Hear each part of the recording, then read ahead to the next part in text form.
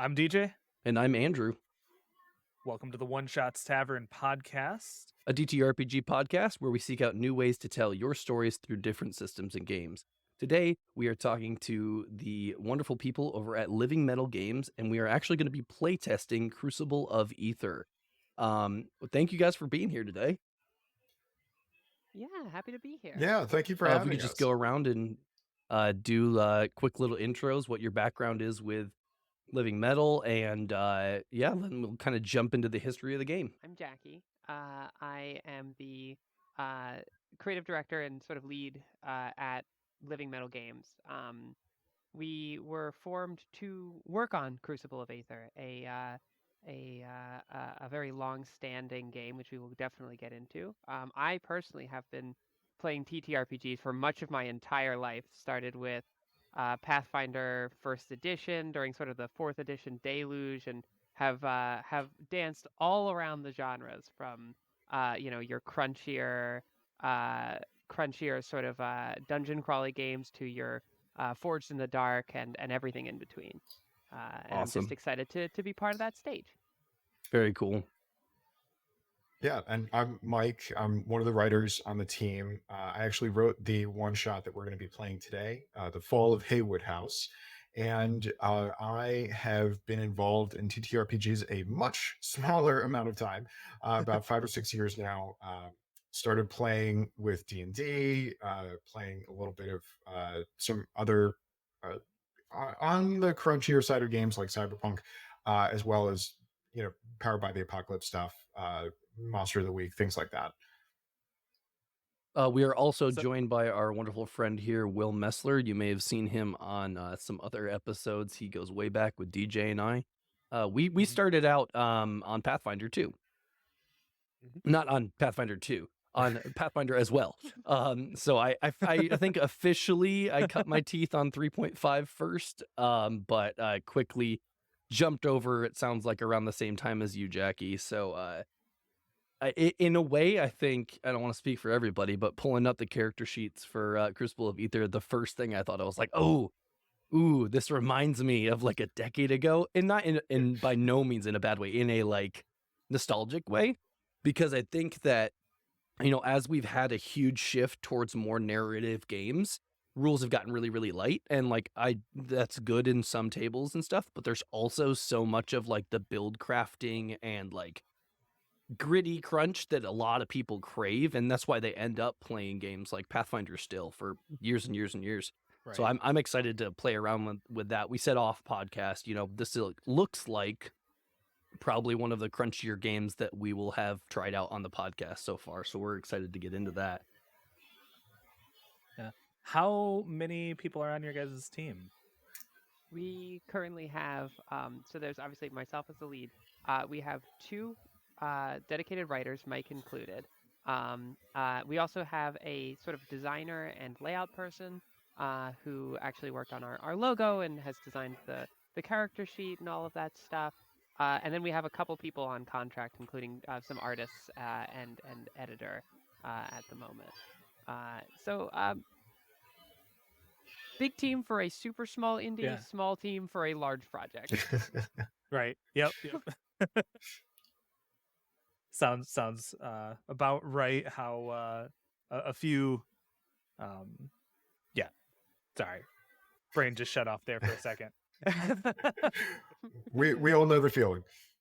Yes. Yeah. Well, I'm really excited to get into this and to kind of learn not only the mechanics but some of the lore of the world, and like your inspirations and stuff behind it.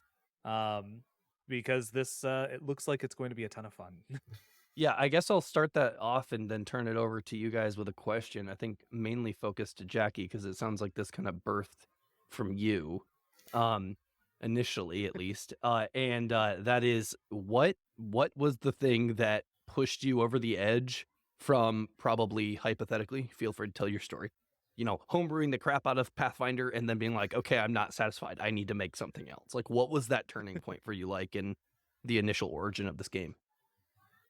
So it did come from Pathfinder, and it came from a few talking points. Is it okay if I tell a slightly long-winded story? Please Absolutely. enjoy. We will Cool. enjoy Yeah. it. We're in a podcast, aren't we? Yeah. I know, but we're all trying to make good television. So, so, obviously, I think when we all start getting into tabletop RPGs, we all hear about them from different places, and we have sort of this idea in your head of what a tabletop RPG is, based off of just how you learned about it and all of that stuff. So when I got into Pathfinder, the thing that made me the most excited to sort of get into tabletop RPGs and really just, cut my teeth on these things was, oh, this is a world that you can inhabit. You are playing a character that exists in a fantasy world with your friends, and you can do anything. You can sort of just go around and grow and explore and all of that stuff. And when I played these games, it absolutely was, don't get me wrong. But there was one thing that kind of kept uh, messing with me in the back of my mind as I was playing these sort of D&D-esque RPGs, right? Mhm. Which is that this is a game about fighting. Yes, there are other ways to do things. There are crafting systems. There are systems to sort of rule kingdoms, depending on the extra supplements you have, depending on your GM. But in the end, it is a game where you are playing classes that are meant to do fighting, and that is sort of how you're supposed to interact with the world. Um, and I didn't particularly find that as interesting as it needed to be. Don't get me wrong, I love tactical combat, and I love sort of getting into the kind of meat of these things. But I wanted to be a person in this world that could interact with it in absolutely any way. So Mhm. when I set out to make Crucible of Aether, I of course wanted to make a game that was, oh well, this is a game where there still is, tactical combat and all that stuff. But I wanted you to just feel like an individual in this world that literally could just go about it and interact with it with any kind of verb that you want, right? So I wanted a game where, hey, we got through that, potentially violent situation through just negotiation, or hey, we actually managed to not fight those monsters that say on their little thing worth 10 XP. We snuck around them. I also want to be rewarded for that. And so that was part one of sort of what inspired me. The second thing, which is I think also the other main talking point about Crucible of Aether, um, is that a lot of the times, in your sort of standard D&D style games, you have, say, a character class. A lot of the times I played with a lot of GMs that would be, what's the word? They would create their own kind of custom worlds and stuff. And I would be like, okay, in your world, what is a bard? Right? Oh, I want to play a bard. What's a bard in your world? Or what does it mean to be a wizard in your world? And they Mhm. would usually have some explanations. Oh, maybe there's some court of mages. Maybe magic is this, or uh, maybe it's frowned upon, or it's not. And I said, okay, that's really cool, but I wish that my character, as I was making them, already knew where I was in the world. Like I wanted to make more or less pieces of a character. I wouldn't call them classes, but pieces of a character that had a place in the world by default. So when I set out to make a lot of the kinds of things in Crucible of Aether, you'll notice today that like there are things that people are playing are named after, factions or certain faiths and things like that. I wanted you to already understand your position in in the world, and also be given sort of an ideology for you to either work with, work against, or kind of take alternate takes on. But I wanted you to feel like you existed in this world, which is, too long didn't read. That is the main thing that Yeah. inspired me to make this game. That's so good. I wanted to make a game where Yeah. you exist in the world. So essentially, you built the game with the sandbox in mind and gave the tools in order to interact with that sandbox so that players can go in and affect their surroundings the way they want to affect their surroundings. So if they want to build the sandcastle, they can build the sandcastle. If they want to build the moat, they can build the moat. Everything they need is packaged right here in Crucible of Aether's rule set, essentially. So It is, here is a crunchy set of rules that is going to allow you to be as creative as you want to be. Yeah, Absolutely. that's awesome. I think it's what's I love nice that. about that is it's a matter of like you said again, not to start the D&D bashing podcast because we all have our own version of love for it, but like Yeah, of course. it's like you said, like I go to play a wizard that doesn't inform me enough, right? Like it lacks the grounding in the setting, and really it's because the rule set is built to be quote unquote so flexible, but ends up giving you, at least on the role play side, a lot less tools to ground you or inspire you or to like let you interact with the world around you. It's really, to your point, just a set of how do I attack? The classic thing of like, why aren't there spells about like farming? Like I think there's like one, right? Like, like, why aren't there Yeah. spells about other things other than like mind control for social encounters, which may be ethically a little screwy, and fireball, right? Like I want to nuke them. And so that's exciting to me. I think DJ just made a video recently on TikTok about cozy gaming, but and how it relates to TTRPGs and stuff. And there were some interesting recommendations, but I think I'd be interested too to see how this system operates in with more of that approach. Like, hey, we're actually doing a very low combat adventure, and the goal is to build up a settlement or whatever, like not to go full Minecraft, but like it sounds like that is available within the system. Is that accurate? Oh, Absolutely. Very absolutely. cool. Absolutely. We've actually talked back and forth about doing at some point in the future like a Frostpunk campaign. Just Ooh. absolutely go all in on that, which would tie into the setting a little bit.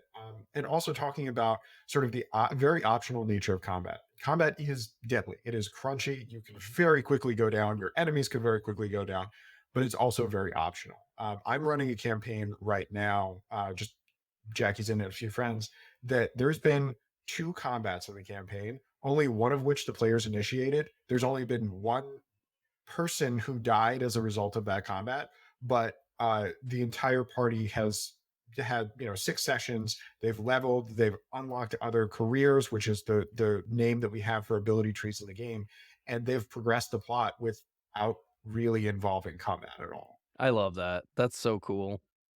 Very cool. I've heard about we haven't tried it yet, but Mouse Ritter, is like kind of like an anti combat game that's out there that was recommended, I think, on DJ's video. But I've always been like, okay, pretty much every game I've ever played is like it at the end of the day, you got to do some combat, or the mechanics kind of push you in that direction where it feels like if I want to actually interact with the system, I have to do combat.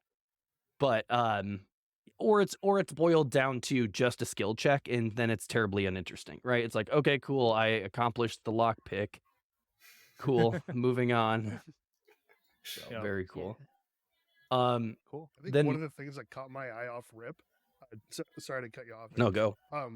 Just looking at the character sheet and the skills, like the fact that if I want to do leatherworking, I'm not just making a dexterity check, Right. or even just the addition of spirit. I don't know what that is, but it makes sense if you're talking about a cleric that's different than how like a wizard would cast or whatever. I mean, granted, wizard wisdom versus intelligence, but you get the point. Of course. It seems like you kind of flipped it on its head, where it's like the skill informs what needs to be done, and then you have things to help. Whereas like back in with the other systems that should not be named, it's kind of the adverse. Like you have like, here's your attribute score, here's the buff you get for it. Make sure you look at that because you're going to want to stack it up with skills that are going to stack up well. And it looks like he kind of flipped it. Yeah, and on top of that, there are ability trees in this game that are dedicated to just being people that interact with that stuff. Like in that same campaign, for example, that Mike mentioned, I am playing a clothier. I am not playing an assassin. I'm not playing a secret diplomat. I am playing a clothier. My primary stuff that I was good at in the beginning was just weaving and a few like etiquette and things like that. So it like as I've been doing stuff, I have been mostly like focusing on those individual skills. And on top of that, when it comes to attributes, they do kind of like they have a lot of ways that they tie into things, which it's easier to sort of see that as we play the game. But yeah, I wanted you to feel like, okay, you are a very multifaceted person. You are not a person of 6 numbers. You are a person of countless experience and a lot of numbers. Um, Also, one last little thing is that spirit Right. in this game is self-confidence versus social intelligence, and I really liked pulling that out of charisma in personally. That's Yeah. nice. Yeah, I also just looking these over just for our listeners who haven't looked at stuff yet. You've got 8 stats. You've got grouped into physical and mental. You got strength, dex, endurance, speed, and then for mental, we've got intelligence, wisdom, charisma, and spirit. I'm curious about because I think it's a common question. I'm assuming. Can you differentiate dexterity and speed for me? What's the main difference there? Absolutely, absolutely. Speed is literally just how it is reaction time and physical movement. Dexterity is more of a adeptness of more of your hands. This will be things like picking locks, a fine motor skills, as it were, versus physical speed. Okay. Yeah, so it's pulling the like reflex save, the the reaction time out of the dexterity, which that makes a lot of sense. I mean, they're very different skills if you really think about it. So that's cool. I like that. So because you could have like a terrible speed, right? And you could be a very dexterous individual that's performing more crafting based stuff, or and then not be good at maybe moving quickly. The watchmaker who dodges all attacks. Yeah, Right? Like that yeah. would be weird. And also going into that, talking about sort of the expansiveness of the system, going a little bit into the setting, you can become an undead in this game. Undead don't move terribly fast, but you still have a lot of options, even in combat, because of the way that skills interact with, the particular abilities that you might have as an undead. All right. And we haven't even talked about, I would say, the main talking point, which is that you level up individual skills as you use them. So your attributes you can improve them as the game goes on, but you will become highly. I wouldn't call you specialized. It really just depends on your gameplay. But the fact that like, hey, if the watchmaker keeps dodging things, they're going to get really good at dodge. Yeah, I like that. That's just yeah. So Well, yeah. and within that, I'm curious because again, as the game master, usually for my games, what do you guys have put in place? And again, I'm not one for just adding rules to limit fun, but Mhm. like, how do you handle like the I just want to keep spamming this skill and I'm doing nothing else today, and that's all I'm doing, and I just want to level and max up my stealth or whatever. The Like- Morrowind, I'm going to jump everywhere I go. That problem. Like, is that a problem you've experienced in Crucible of Aether? So I think it really comes down to whether you think it is a problem, and what I mean by that Sure. is, so it all comes down to, are people having fun? Yeah. I have had somebody have an entire session where they are just doing business, where they are messing with a sort of a corrupt noble's finances while other people are doing things, and they are just spamming business, and it's really, really fun. I've also seen people kind of do the thing where, okay, it isn't so like, hey, I'm just trying to sneak all the time, and you can kind of I mean, we're all Yeah, have you some pick up on it. experience with GMing. And in that case, you just give them different situations. You give them situations where stealth, isn't as appropriate. You have people that have either really high perception or just literally, hey, you can't stealth your way into a bank vault. It's locked. You just different challenges, And things like that. Yeah, that's Uh, fun. Yeah. also, to a certain I guess- extent, as you level skills, they do get a little bit harder to level. And if you are spending the time and just spamming a particular skill, not only are you going to advance a little bit more slowly and get fewer of the shiny toys that the other players are going to get, you're also going to have your numbers go up more slowly than you would if you approach the game in a more holistic way. Okay, yeah. So that almost grabs from like Andrew said this off the bat when we first kind of jumped onto the call, but that sounds like it's really pulled from video games. I mean, specifically Oblivion, Skyrim. This game was Um, hugely inspired by Morrowind. Yeah. The setting not so much, but Yeah. a lot of the non-combat mechanics, I probably will say I'm not inspired by Morrowind combat. Right. I think what's interesting is lately I've been looking at a lot of different systems and talking to different designers, and we look back on the history of gaming, and it was the case that, Doom and all these early games, they were informed by TTRPGs. But we've then kind of extended the experience so far now that usually for most of us, I'm guessing we were playing video games before we were playing TTRPGs. And so now we're on the other side of it and we're playing these games and we're going, hold on a second, I've encountered a mechanic before that feels familiar but is lacking in what I'm playing. And I've seen so many systems built entirely around like, I want to create that experience, but in a TTRPG. So I'm away from a screen and I'm playing it with my friends or whatever. Like Spencer Campbell, he did like a Dark Souls solo TTRPG called Rune that's incredible. And it feels truly like tonally and mechanically so much like that experience from Dark Souls. And I didn't ever expect that could exist in a TTRPG. So I'm always excited when I see people pulling stuff from video games in an interesting way, because again, that is usually a more common touchstone for these mechanics. So yeah, I'm going to shift a little bit here. I want to hear about some of the setting before we get into it. And, I recently have been working on my own project, and I was working on a generic rule set for a while without the setting, informing the mechanics. And it wasn't working, right? It was too general. It was so difficult because I was trying to account for everything and didn't have enough flavor to inform it. And so ended up, flipping that script and then making sure that I was doing a setting first before then developing the system further.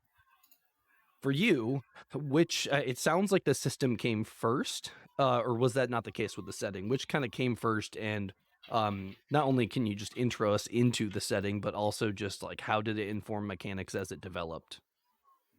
Of course. So, first of all, a quick little introduction into the setting in general. So, Crucible of Aether is a mystic industrial RPG, and this is a term that sort of we have coined within the within our team, and as we've been sort of advertising the game and so forth. And what we mean by this is that the game sort of sits in a strange ground where it's not quite steampunk, which I will explain why in just a second. And it's not quite, say, high fantasy or anything like that. It hits in this kind of middle place due to the very, very unique nature of what's going on in the world.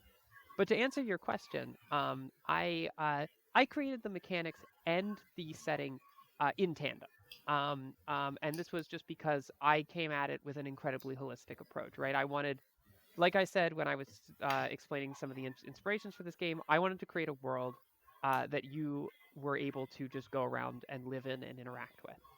So everything informed everything else in terms of the mechanics and the like individual careers and things like that. But to give you a brief overview of the sort of setting, so the game takes place in the Odean Empire, right, which is this uh, empire at the sort of beginning of its industrial age. But unlike in a lot of settings where industrialization came about due to the invention of, say, like the steam engine or a steam engine sort of alternative. Instead, the industrial age was sort of brought about by a group of more or less a cult of transformed robot people who are given these strange dreams by a machine goddess to create things that they, as they are sort of putting it together, don't fully understand until they are able to create it.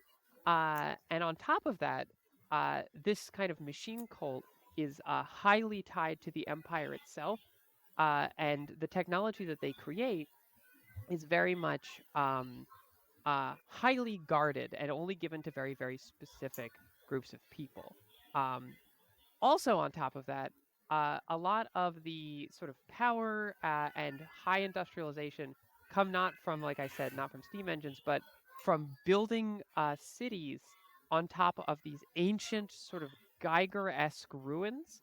And factories are powered by these strange, ever-turning gears of fleshy metal called source cogs. So an almost bio horror element underneath these sort of industrialized cities.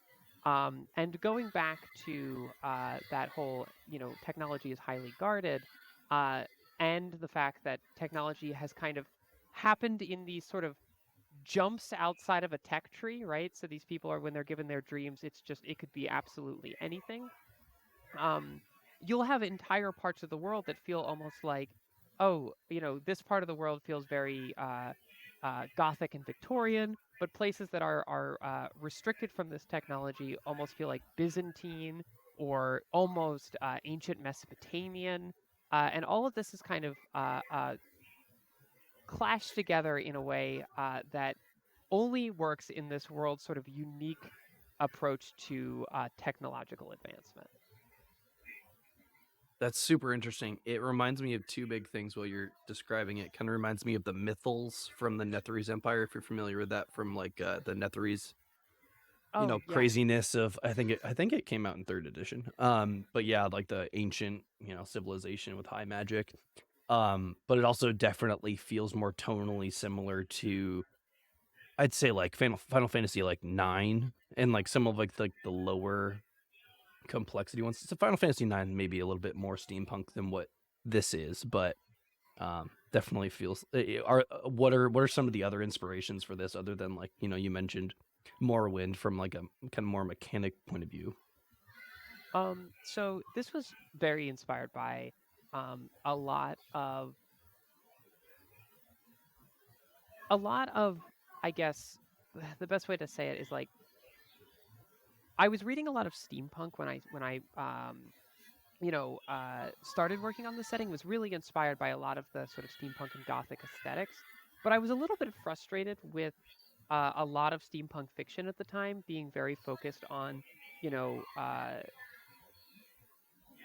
industrial progress, but not like the actual effects of industrialization.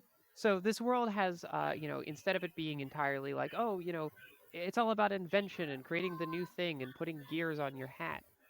It's instead like there are factories with very, very, oppressed working class. There is, intense pollution. There is very, very complicated kind of social disparity.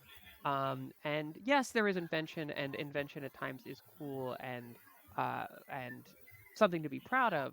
But it's the very real effects of what is a society discovering more or less untethered capitalism. Yeah, the Yeah. consequences of Yeah. everything. Yeah, I love that. And it's again very really tied into the mechanics. You can actually become a union organizer in this system. I love that. Yeah, it is one of the career trees, and you unlock it by starting a union. It's pretty cool. That's awesome. Amazing. So cool. Well, yeah, I don't want to hold us back from anything else. Do you guys want to cover anything other on the intro side before we kind of jump into the formal game or whatever? I guess I would say that nobody's human here. Yeah, I noticed that. Okay. Yeah. Everybody has a little bit of animal features. It may be, somebody has talons and claws instead of feet. They've got feathering on their faces or hands. They may have insectoid features. They may have canine features or a little bit of a mouse person. But nobody's playing base human here. I looked in. I was looking at that in the book, and so I was reading up on the Odean spawn and the Assylian culture with that. Can you give me a brief, explanation of the Odean spawn, just like characteristically, of what it is and what they look like? Do you want to take this one, Mike? I feel like I have been hogging this so much. So this again ties actually into what we were talking about at the ancient technology. That about 50 years ago in the game timeline, um, somebody flipped the wrong switch, sort of cosmically, and all of these ancient ruins started spouting out uh, monsters that just had not existed on the in the world before. And what also happened is people who looked different from their parents, the Celians, started to be born. And there's been a lot of social upheaval, not just because of the monsters being born, but also, society dealing with the fact that people are changing. There were religious upheavals. There's been social upheaval, and these Assyrians have had a lot of trouble finding their place in the world that is not being exploited in some fashion, or um, um, falling into or joining a very violent reaction to what they've experienced in sort of the first generation or two of their existence. Interesting. Yeah. And they're rat people. Yes, Born they're rat people. That's what I wanted to hear right there. Yeah, sorry about that. Don't Oh no, you're good. history on you. I love the idea of playing a rat person. I've played a number of were rats in the past, so like this is it's up my alley. All right. It's very cool. Yeah. All right. You all stand on a wooden walkway suspended above a knotted mass of metal spun into tendrils, veins, and great cords that layer and wrap and weft around and over one another. The metal strands kaleidoscope into different hues, from the dull red of dried blood to the sheen of new forged silver. Those strands are living metal, created by the ancient civilization known as the Doctile. Living metal made up every inch of Doctile technology, their devices, and their long abandoned cities, now known as the Doctili Hollows. Living metal covers every inch of the landscape around you as far as the eye can see, or at the very least as far as you can see, through the smog and between the crowds, the factories, and tenement buildings of this city. For the walkway you stand on is in the middle of Queen's Court, the very political and economic center of the Empire of Odeos. It's a sprawling metropolis known by many names: New Gradar, the Iron Expanse, the Spiderweb City. The city was built more than 2 centuries ago atop the largest Doctili Hollow in the known world, stretching for miles in every direction. Queen's Court itself is also the largest city in the known world, with everyone, from the wealthiest noble families to the poverty-stricken who toil in factories, forging a life in a city jerry-rigged over ancient ruins. No one has mastered the secrets of the Doctile. People cannot even destroy these living metal structures. Instead, they build over and through and around. Wooden boardwalks thread through the city instead of roads. Houses cling to the few patches of bare rock or perch precariously over a metal landscape that seems, at times, to breathe. People only went to all that trouble to access the most valuable of Doctili artifacts: source cogs that spin endlessly and now power the vast clockwork factories of Empire. Hundreds of factories powered by source cogs dot the capital, which is also the seat of power for the Ministry of Macrons, those half-machine engineers who keep access to Doctili technology in an iron grip. Amidst all this, you've received an invitation to an exclusive salon held at the house of the reclusive Haywood family in an old money neighborhood of Queen's Court. The scrap of parchment containing the invite came by courier, or from a friend who just couldn't find the time, or wrapping a nice piece of fried fish. No matter what, these invitations seem to be everywhere, and no one much cared. In fact, no one has given much thought to the Haywood house in some years. After all, Queen's Court is a city of constant change, and the Haywoods have fallen out of fashion these days. But the scrap of parchment piqued your curiosity nonetheless. Let's start by seeing what you discovered about this note ahead of time and what exactly piqued your interest. We're going to start with Jackie here, Elizabeth. What is it that you would like to investigate or look into about this note? And we're going to choose a skill to roll. Go ahead and let me know. Okay. Well, I like to think that Elizabeth is like a little bit of a debutante situation where she very much has spent her dwindling and non-income finances on basically just finding her way from party to party. And I ended up sort of, like you said, getting this invitation from a friend that just couldn't find the time. And I never turned down a chance at a party, mostly because it is actually the way that I mostly feed myself. And so I, of course, being sort of someone traveling from gathering to gathering, want to know from what I've heard in rumors from the various parties that I've been to. What do I know about the Haywood? Okay. So this is getting at a little bit of one of the central mechanics of COA is a skill check has a base difficulty, how difficult a lock is to pick, how difficult it is to find out information. And the other thing is that you may get a bonus or a penalty depending on how you do that thing. It's also mechanically how you finesse the GM in COA.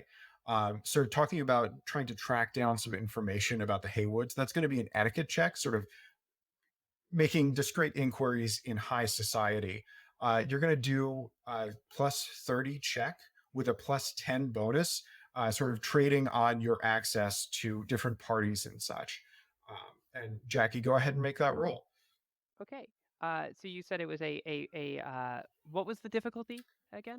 Plus 30 difficulty and a plus 10 bonus. It's a total of Got plus it. 40 that you got to roll to beat. Got it. So my etiquette skill is a 37. I have been given a plus 40 bonus from the GM. On top of that, I am just checking my abilities on the side to see if I have anything that would apply to this situation, either a general bonus or anything specific to what I just said. I do not. So that brings my etiquette to a 77. So I need to roll a 77 or less. And I got a 44. So that is, I succeed with 3 over successes. Awesome. So go ahead and mark down 4 XP in etiquette. That's tied to the difficulty of the roll, not necessarily what number you're actually trying to beat. So if you've got a character who's very specialized and has a lot of bonuses to a particular skill, you don't get punished with the amount of XP that you get. So go ahead and mark down 4 XP in etiquette. And what you learn is the Haywood family is old money that does own a lot of factories in the lower neighborhoods of Queens Court, but they've fallen on hard times recently, and there's been all sort of gossip about the oddball scion of the family, one Edith Haywood. And also, you get the sense that gossip about her, news about what the family's doing, could be valuable in the right circles. There's a lot of Schadenfreude in Gridarian society. And also, I forgot to mention, go ahead and give us an introduction to your character, what Elizabeth looks like, and what you're doing. Got it. So Elizabeth is someone who was the bastard child of a relatively successful court musician. And I have been spending the sort of please don't tell my actual wife funds for most of my early 20s. I am like I said, I am a harpy eagle person. My pronouns are she and her. And I am wearing what is an elaborate collection of clothes, not because I have a particularly fancy outfit, but because I've been stealing clothes from every party that I go to in order to basically continuously clothe myself. So I have a bunch of mismatched, elaborate, noble outfits. So your last name is really just like Bane of the Coat Room. Yep. I'm putting that on my character sheet right now. So next up, let's go with Solomon Flynn. Solomon, give us a little bit of an introduction to your character and what you're looking to find out about this node. Yeah, Solomon is I would say for ease of player, probably newer to the area, coming from more of the Lupani regions outside of the city, and then more recently coming into cahoots with these other characters here. This invitation would just feel kind of alien, I think. Just like, oh, okay, that's It's an odd opportunity. Sure. Let's just. I'm eternally curious individual, so I'll stick my nose where it leads. Just always trying to learn and grow. So I think that so this gets more into the mechanics, I guess, as a question. Is in terms of how I approach the note. I'm still having a hard time with the dice resolution. So it's a roll under Yes. type of D100 system. You're delivering a difficulty, and then you gave another number, which is, I think, the thing that confused me. So could you walk me through the dice resolution real quick?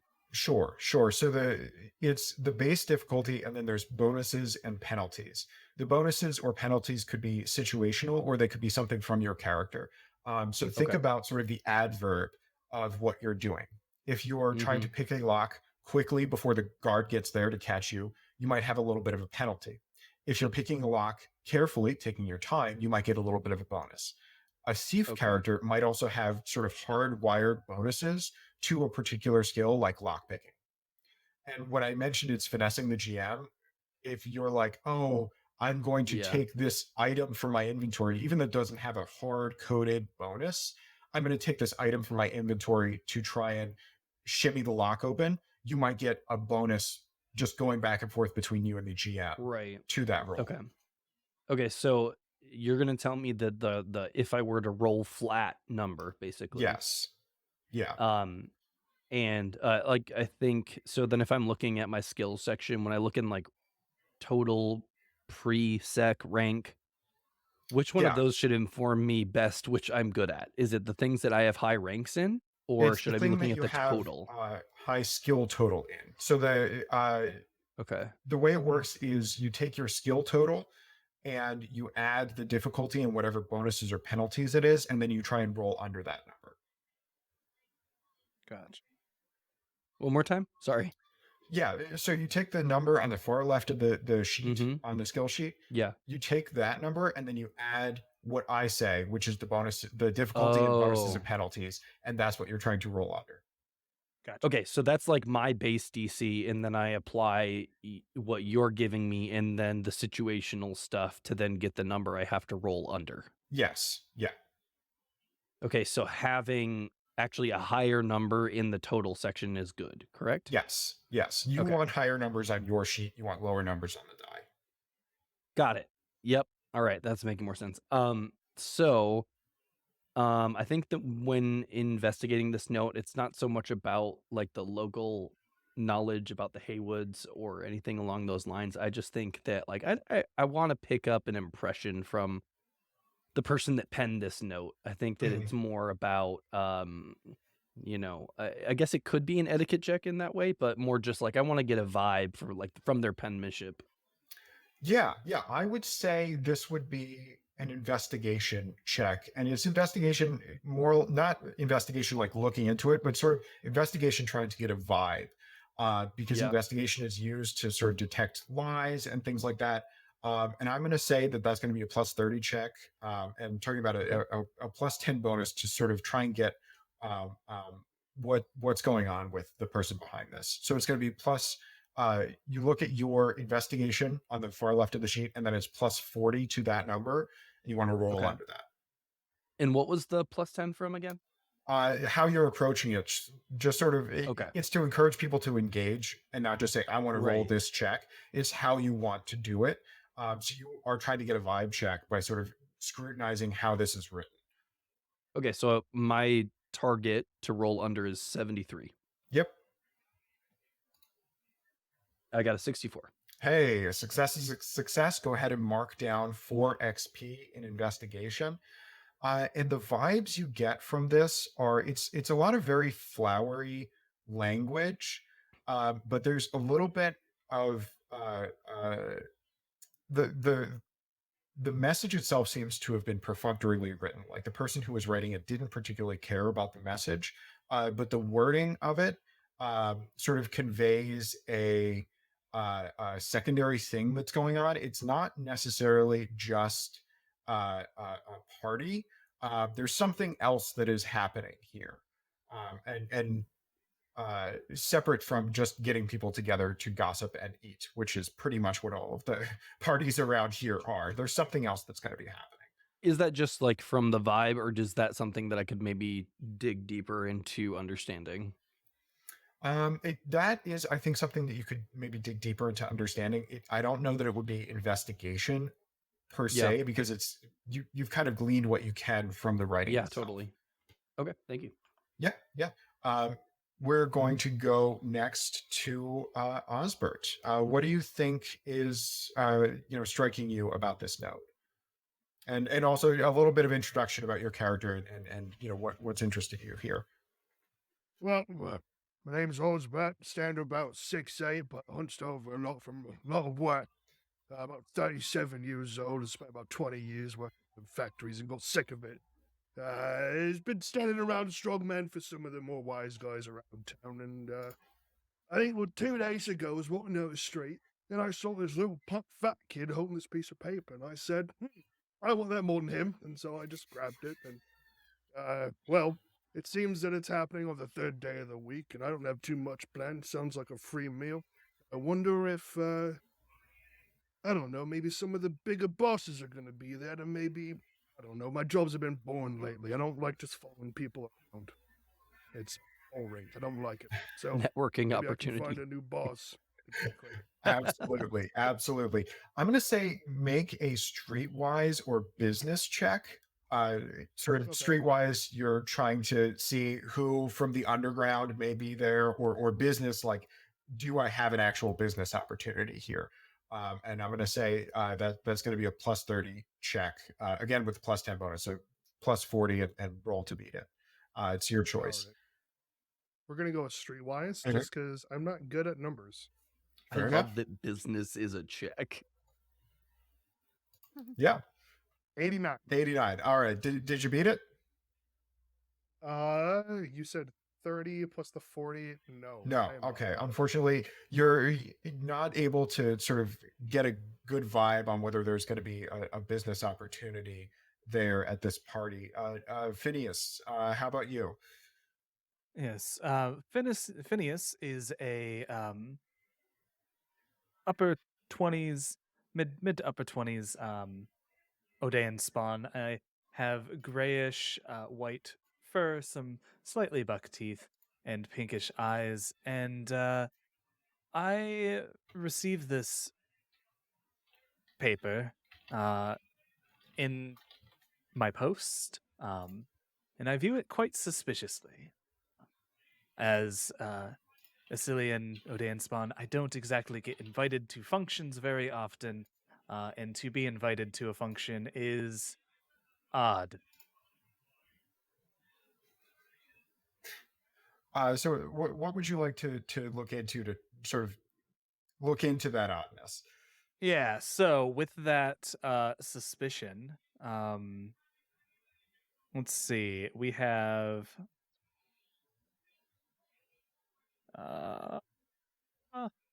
um I would like to see if I can derive intention. Um how what skill do you think would be the best to derive intention? So it depends on how specifically you're looking at it. If you're just like looking at the sheet of paper, it could be investigation or writing. It could be what I mentioned earlier with Elizabeth, like asking around about it. That would be etiquette. You could Yeah. ask around among people that work in factories, people that work in the Haywood factories. That might be streetwise. It's really trying to get you to think about how you interacting with the world or trying to get this information. I would definitely like to look into the kind of the writing of it. How is it addressed? Is it very like specifically me, or is it more broad than that? Is this a batch letter, or is this written with care? Okay, got it. Yeah, so this is going to be a plus 30 writing check with a plus 10 bonus, sort of talking about and again, taking the time to look into it and try and figure out sort of the intention there. Go ahead, and that's going to be a total of plus 40. Yep, so that looks like 42 on my end. So let's find out. So Or that not should be 42, 72, I mean. 72. There we go. Yeah, it's very rare for a plus 40 check to be that low. 49. And that succeeds. So go ahead and mark down 4 XP in writing. First thing that you notice, there's a lot of flowery language here. Um, and it seems as though there's not any particular address. It doesn't seem like the person who sent this to you knows you in any way. There seems to be a message between the words that you can parse out. Someone in the family is eager for new experiences and willing to part with heirlooms and valuables for it. Um, but that is all you can parse from that. And also wanted to go back. Solomon, did you want to try something else to try and get a little bit more information here? Yeah, I think I'm just maybe leaning into my more divine relationship. I don't know how intimate that is in the setting, but if there was something I could just like, whether it's like casting bones or something like that, there's something more divining that I could do about this if I know I'm getting myself into something dangerous, or if it's just a sense I can pick up from it.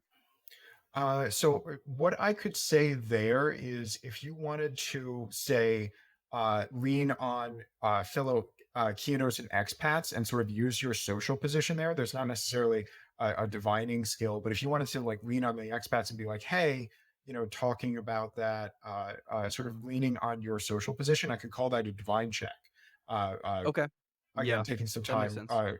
plus 40 to get a little bit more information. Yeah, that puts me at 82. So we'll All see right. how that goes.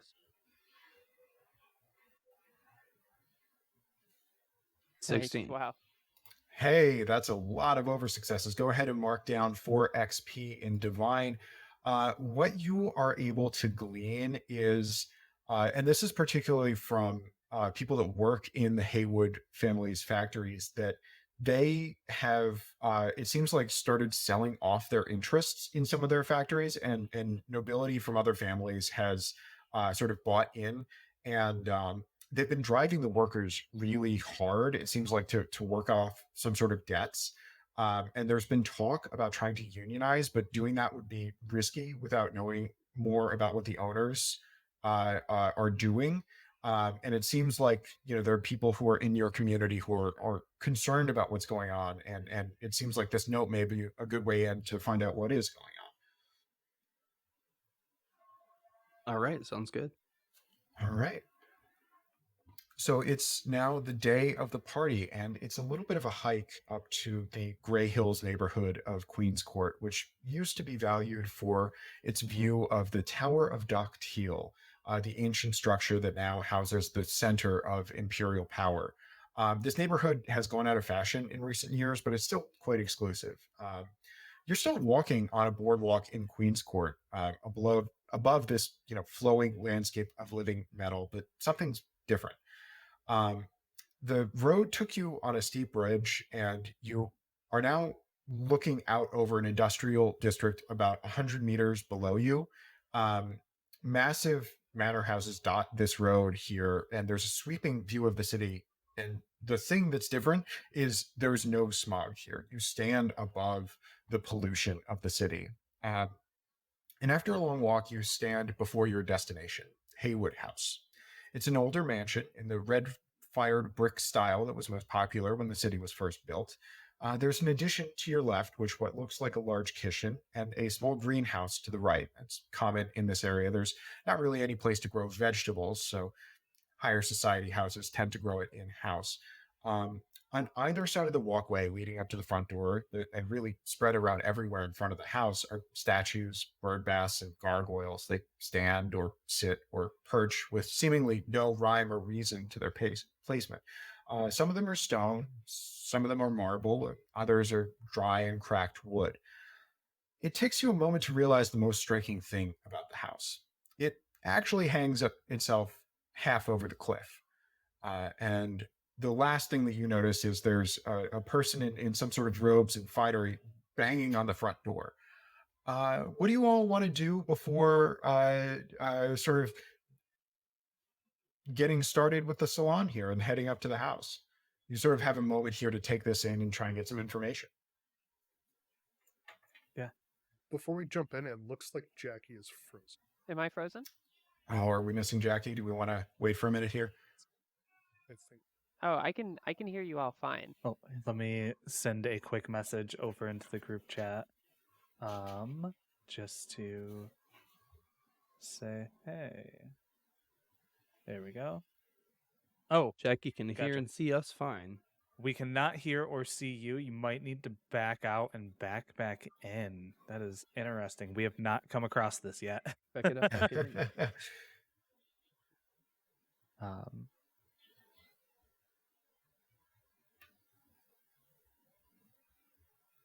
Sorry, my son came in. I was trying to figure out what he needed. I missed probably the last 30 seconds as well, on top of our technical issue. I think I heard we were walking up towards the house and saw a kitchen and we're above the smog. There we go. That's much Yeah, better. hey. Above the smog, there's greenhouses. We've walked up to essentially what is the gate and have a chance to look around or investigate a Gotcha. bit, if I Yep, paraphrase that correctly. that and you we're did. already a party of people that have some experience with each other, correct? Yeah, Okay. you met up along the walkway. There's not a whole lot of people heading into this neighborhood. Gotcha. Well, my name is Phineas Lockwood. So, what do you think about all this? I don't typically. Well, I've never come up here before. This is quite interesting. Much different than the lower tiers. Well, what do you think they want from us? As long as the tots are good, I don't much care. Hopefully there's some ale, or maybe they might even have whiskey. Oh, It's been a while. I immediately walk up to you, the Thassadane, and I smile and I go, now that's someone after my own heart. Any party is a good party if you know what you're doing. Mm-hmm. The pocket's a lot looser, if you understand what I mean. I take one step back from you, but continue to smile. Oh, don't you worry too much. If I was stealing from it, you wouldn't know. oh dear. Don't worry. You wouldn't know. I think that's worse because then you don't understand that. Oh, where did I place that? Well, oh well. Well, I would like to have a quick look around, just to see if there's any peering eyes on us from either Yeah, the house. is it mostly feeling like you said, like it's a district that has fallen on not necessarily hard times, but like fallen out of vogue, if you will? Yeah. So it's kind of like if you drove through a neighborhood of McMansions around 2011. Yeah. Gotcha. So yeah, does yeah. this feel? Are there signs of like recent activity? Are you looking for like people around, construction, Tracks, like what do you mainly like? Yeah, like signs of like individuals having recently been in the area. Everything from tracks to like recently discarded, street food wrappers, stuff like that. Got it. So I'm gonna say that that's a perception or survival check, plus 30. Because at this point, this is like you're in it. You don't really have Right. some time to try and look around for this. Okay, let's see. We got perception. They're basically the same thing. So I'll Yeah, go survival. but you just might get some flavor-wise. different information depending on what you decide to roll. Yeah. I will say I get plus 10 to perception checks involving scent. So if that feels applicable. I don't know that it would be at this point because That's fine. it's yeah. Okay. Yeah. So I've got you said plus 30, and then so it's a total of plus 40, correct? Or is it this just one the would be 30? just 30. Yeah, just plus 30. Okay. So I need to get under 59.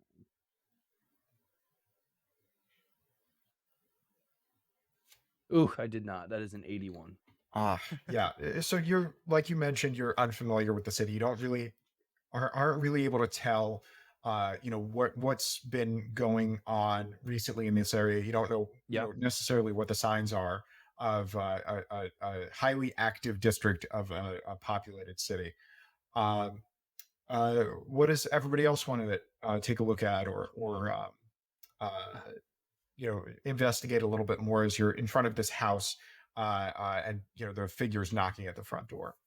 Yeah. Did you? Oh, you can go. No, go ahead. So I want to be looking at this figure. I of course want to see if this is somebody that what is their general demeanor?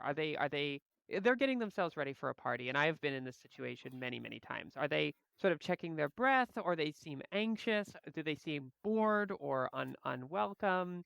Like what is their emotional state that I can read from sort of the way that they're getting themselves ready before entering this house? Yeah, so that I'm gonna call investigation, and that's gonna be plus 30. Okay. So let's see here. I have to get a 62, and I got a 10. Oh, Nice. hey, go ahead and mark down 4 XP in investigation. The vibes that you get are nervous. This person is fidgeting. They are not like leaving a whole lot of time between when they are knocking on the brass knocker of the front door. They're fidgeting with their clothes. They are, leaning on one side or another. This is not a person who's confident heading into this party. I immediately walk over to the Assylian in our party, and I give you a friendly smile, and I go, it doesn't look like it's or I go up to you and I say, it looks like it's their first time as well, so this shouldn't be too bad. Oh, thank you. Sorry. I just zoned out for a second. Yes. I will keep that in mind. Appreciate it. His eyes are like my eyes are darting around. I'm checking the windows of the house we're heading towards, looking to see if anybody's, anxiously peering out, looking towards us, or whether or not it's just dead empty windows. Uh, Yeah, I'm gonna call that a perception check plus 30, just sort of taking in sort of wide-eyed or unfocused eyes, sorry, what's going on with the windows. Absolutely. Did not get that. All right. Yeah, you're not able to really figure out what's going on with the windows there, and the person at the front door is rather urgently knocking. Osbert, you've got a moment here. What are you curious and want to take a look at quickly before this gets going? Um, do I recognize the person at the door? I'm on the streets quite often. Yeah, I'm gonna say make a streetwise check, and that's going to be plus 40. Actually, this is going to be plus 10 difficulty with plus 10 bonus. That's a interesting way of approaching this. Yeah. That kind of looks like I think I had to get some dues from that person about last But week. nope. Oh, no, no. This person is very much they're wearing like nice ornate clothing. It's like very formal. No recognition whatsoever. You're like, Um, Bob. He's like, you- no, not Bob. So I've So as you have this moment of like, do I not? The door opens and you hear a gravelly voice from a figure on the other side of it, and the person that you were checking out sort of darts in the front door. What do you all want to do? Well, I guess we're just we're going in, aren't we? All right. No use standing around. Guys, we're the Wildly favorites. curious about what this is all about. I traipse up there, doing my best to lead the group, even though I clearly don't necessarily have the confidence of, say, the Thassidane, but it's just I'm so used to doing this at parties. Do I have a tail? Like a No. no? No. Okay. So yeah. All right, yeah, I would just make head my right way in. up behind. Yeah, so you make your way up. The door's been closed again. There's these there's these brass knockers that have a sort of very heavy patina on them. Do you want to knock? Yep, I'd be fine with that. All right. I One was of you, invited. yeah, one of you knocks on the door, and it's this big, heavy thud that you can tell echoes on the inside of the house. And then there's a pause, and it's just long enough that you're like, did they hear it? Do I knock again? And the door slowly creeps open, and you see this towering figure on the other side of a older, uh, what's known as an Earl Kragan, a little bit of a vulture person. Ooh. He's bald, covered in liver spots, and seems to loom even from the other side of this big door.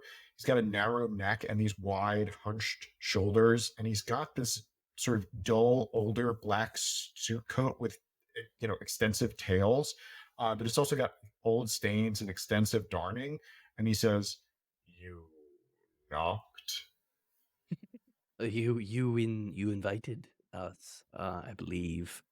I just hold up the invite. I do an increasingly elaborate bow that makes it so that I have the invite start in one hand, but it ends up in the other one by the time I hand it to him. I Awesome. click my heels together, stand up straight, and just give a minor salute as I go. Phineas Lockwood, at your service. Licks the invitation, slaps it on my forehead. Not paying attention, I quickly move my hand away as I'm trying to get this piece of gristle out of my canine. Hello, sir. Nice to be ready for the event. The guests. Yes. This way, please. And he turns and leaves the door open for you, and motions for you to follow. This is so wildly welcoming. I thought it was a little rude.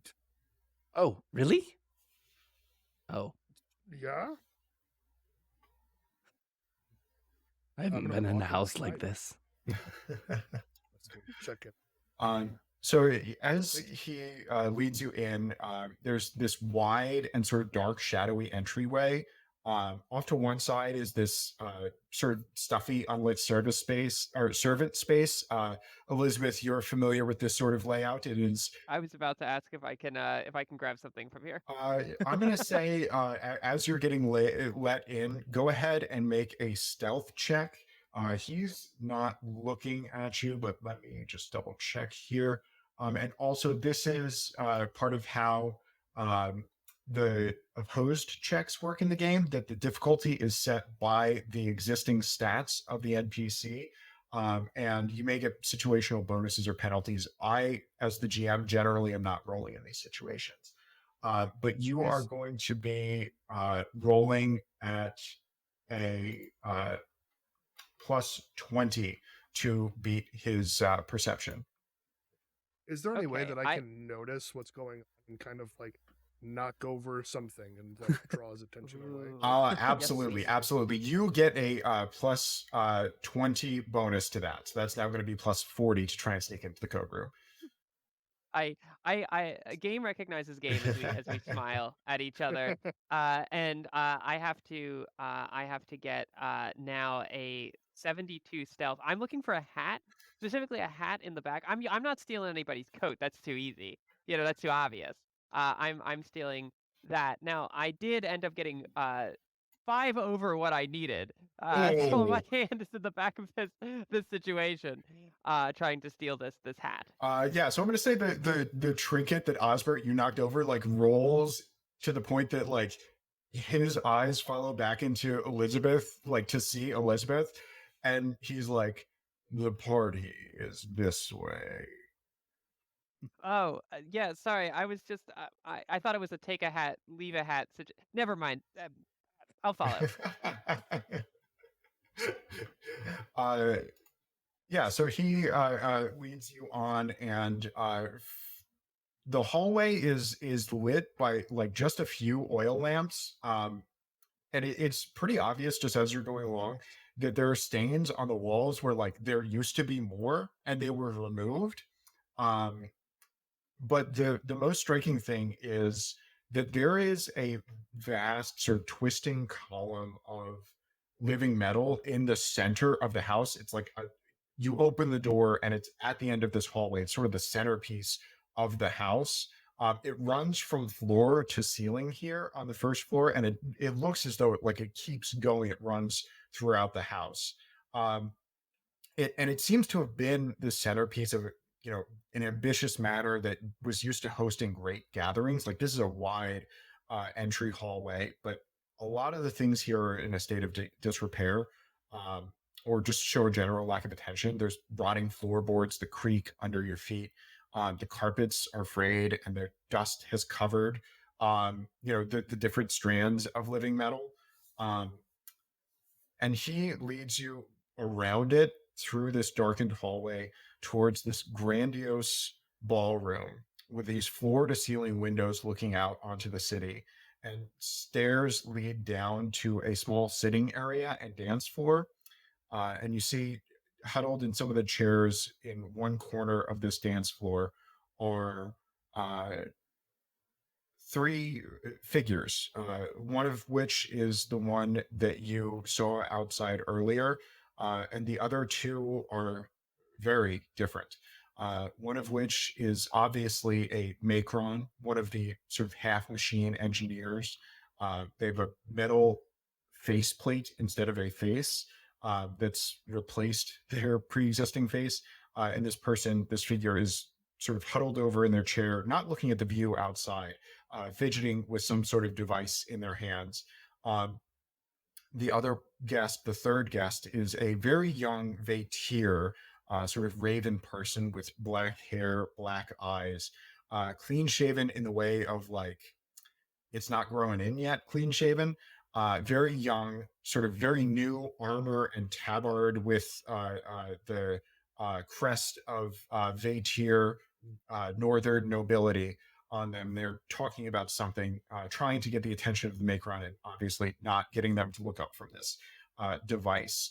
And at this point, the butler sort of leaves you in there and says, "Your fellow guests," and turns around and leaves. What do you all want to do? I would like to approach the first interesting person that I see, and nervously and sheepishly go, "Hello, my name is Phineas Lockwood.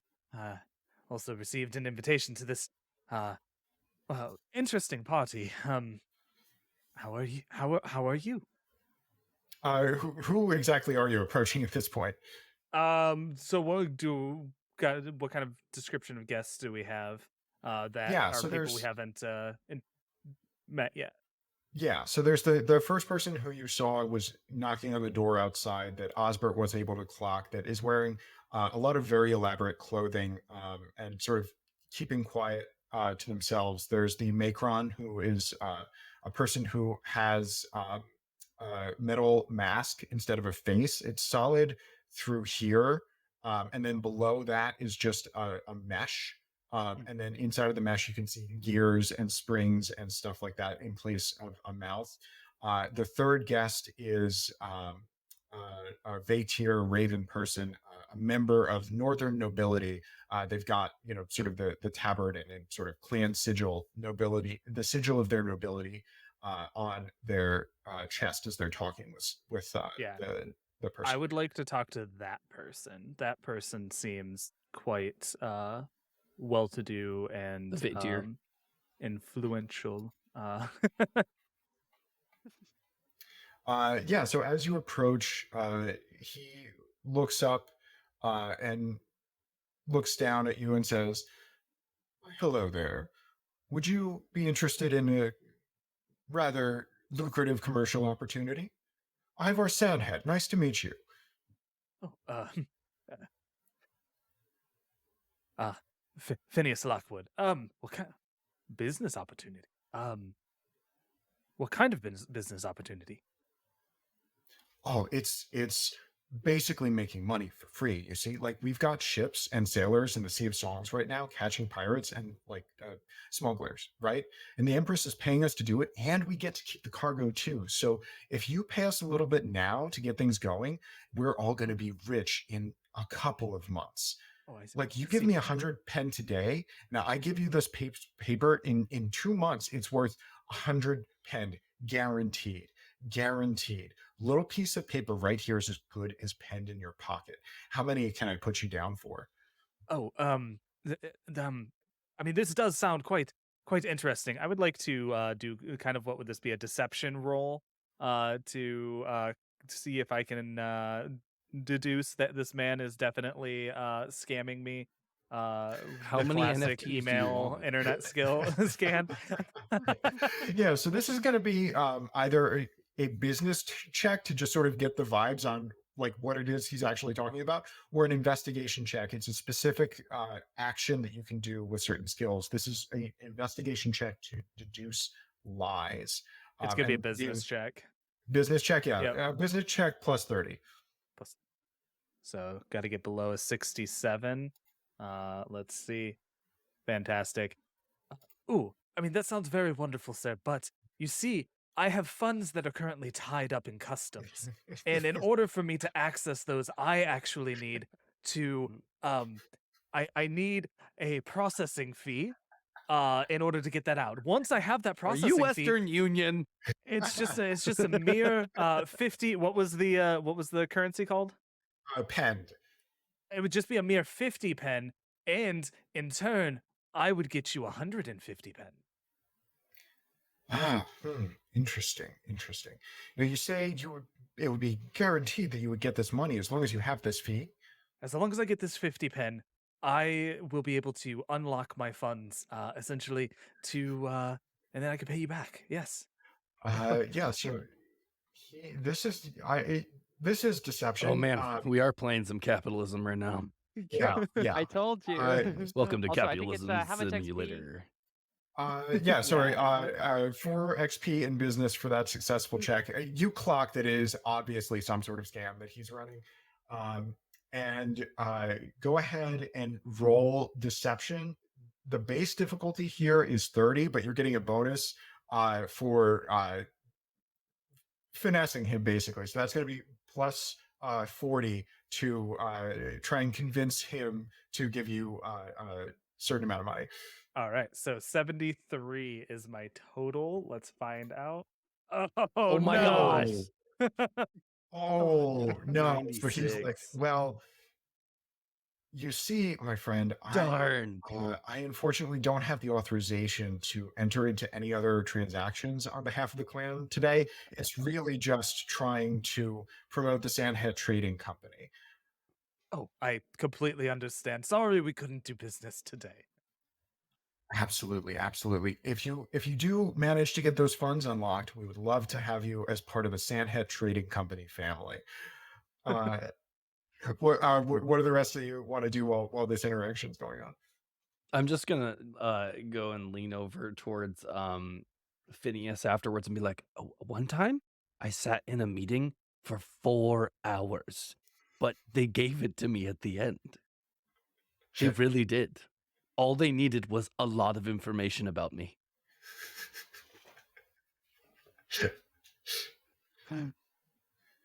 Oh my gosh. I'm going to approach the oh yes. I'm going to approach the Macron. And I'm kind of seeing this whole business transaction going by, and I look at my ever dwindling coin purse, and I'm just like and I go over to the Macron instead, and I go what are you working on there, buddy? And give him like a real smile. You see that their attention like immediately turns to you, but also they're still fiddling with this thing in their hands, and they say, I am working on my dream. And the sound that comes out they don't have a mouth. They just have all of these gears and springs that move. And your characters have not heard this, but her voice is just auto tune. Just Um, dubstep. Just yeah. And she says, I am working on my dream. What is it you wish to speak with me of? Do you know about my dream? First of all, what I would like to say first of all, before we even go, is that you have the most beautiful, beautiful voice. You could be a singer. Second of all, I'd love to learn about your dream. And do they have any obvious pockets? Um, yeah, she's got this like old sort of stained yellow dress on that it's the kind of thing where when it was bought it did not have pockets. There are now like fully 30 different pockets in this dress. Some of them are like massive, like definitely meant to hold some sort of engineering or blacksmithing tools. This dress is also much worse for wear. Are you trying to clock like what they've got in their pockets, or are you trying to steal something here? Oh, I'm trying to steal something. I kind of realized that I'm not leaving this party without a favor. But I do want to genuinely ask them about their dream and kind of let them get into the meat of their explanation before I start digging into their pockets. Yeah. So it's she holds up and it's this collection of gears and things with what looks like a drill bit on the outside. And she says, this morning I realized I added a 0.5 centimeter gear to this action here, but I do not quite know what it does. I'm going to say that this is, so there's a plus 30 bonus for trying to pickpocket someone who is distracted. I'm going to say an engineer in the middle of explaining their like creation is going to get that bonus, but you are also doing this in the middle of a party with a social interaction. So I'm going to knock that down to plus 10. Uh-oh. Their base difficulty that you are rolling against is not terribly high. So this is going to be plus 30 check to try and rummage through their pockets as she's talking to you about her invention here. Got it. So plus 30 and then plus the 10. Plus 30 total. It's plus 20 difficulty. Got it. Okay. Sure. I got to get a 62. Yes, I say, having stolen something. So go ahead and mark down 6 XP in pickpocketing. Oh, yes. What you're able to fiddle around with and grab is actually a small sort of pocket surgical kit that is like you open it up, unclasp it, and it's got like a bunch of tools and vials of different things and different medicines. And Jackie, you know what this is, but for everybody else, it's a consumable item in the game that you can use to grant bonuses on specific checks. So a surgical kit can be used to grant a bonus on a medical check, for instance. And there's a variety of those in the game. So you're able to like, yeah, that thing, that's cool. As you sort of like snatch this from her pocket. I want to mumble under my breath as I take, realizing that I've picked up what is basically a surgical kit. I go, let's hope it doesn't end up as one of those kinds of parties. And I kind of just leave it in my back pocket. So Osbert, how are you sort of acquainting yourself with this space here? So the first thing Osbert is there an hors d'oeuvres table, or is there someone walking around with hors d'oeuvres? Yeah, there's a small table in the center here with so what appear to be like petit four or something like that. Okay. I'm gonna go over and I'm gonna grab like a plate with 2 tarts because foreshadowing. And then I'm gonna grab a drink and then head over to the same businessman that Phineas was speaking to and say, "Right, well, mate, what are you having any trouble with labor? I heard you over speaking with Phineas. Piqued my interest. Maybe we could enter into some sort of arrangement." He looks at you and says, "Why, yes, you may be exactly the kind of person that we're looking for a job. If you Oh, I wouldn't be wanting a job. I would have have my men do it. Oh, okay. So you would have a crew that you could get for us. Well, you would pay me an amount for whatever work hands you need, and then I would go out. I would supply them to you. Okay, okay. The form of Go ahead. subcontracting. Yes, yes. Go ahead and make a business check. Again, plus 30 here to just sort of get him talking about hiring you as a finder's fee sort of situation. He's like, well, I don't know that we are looking to hire someone to hire someone. Oh, I completely understand. I've been doing the business myself, and sometimes risky things can be I could make you feel apprehensive at times. But if should you change your mind, maybe get a little more experience, a little bit less green around the ears, and then I'd love to have a conversation with you. Fantastic. I'm gonna call Oh this my god. an intimidation check, if you would Yeah. like. Oh yeah. So Go ahead, and that's going to be command. That is a command check. It's plus 10. So go ahead and roll command, and I think you might have a bonus to intimidate checks, your character. command. I get a plus 20 to command checks to threaten another character. While Right now, you're brandishing just a like- weapon. Oh, okay, you do have to have a weapon. Okay. Yeah, so that's just going to be I mean, plus 10. These hands, though, right? Like, that's... No. Okay, so that means that my check is now sitting at 58. Oh, yeah. Oh, you Yes. did it. Nice, Success. nice. Go ahead and mark down 10 XP in command. And he seems a little bit Ooh. taken Oh, aback. Nice. Let's go. Mechanically, he is going to be demoralized for a little bit in combat if combat does happen. But you go ahead and take 8 XP in command. As he's a little bit taken aback, and like you can see him physically become more uncomfortable in his body about that comment about a little bit green behind the ears. It's going to be a great move. A very wise decision. How many men do you need? No, my cousin who's doing the operation, she's just looking for, like some experienced hired hands. If Oh yeah. if you would be available, that could work for the family, but I would have to talk to my cousin before I was able to hire anyone. And at this point, the door upstairs opens and the butler comes in, and he like dwarfs the tray of tea that he's carrying down the stairs, and eventually comes up and says, "The tea is served," and then just turns back and leaves. At this point, everybody has sort of an opportunity to take a look at what's going on and what's happening here. Yeah, I probably would have pretty thoroughly cleaned the crumpets off of the hors d'oeuvres table. So there's like probably some crumbs all over, some in like my mustache and whatnot. And I come over to the tea and I'm like, oh, good. What do we have here?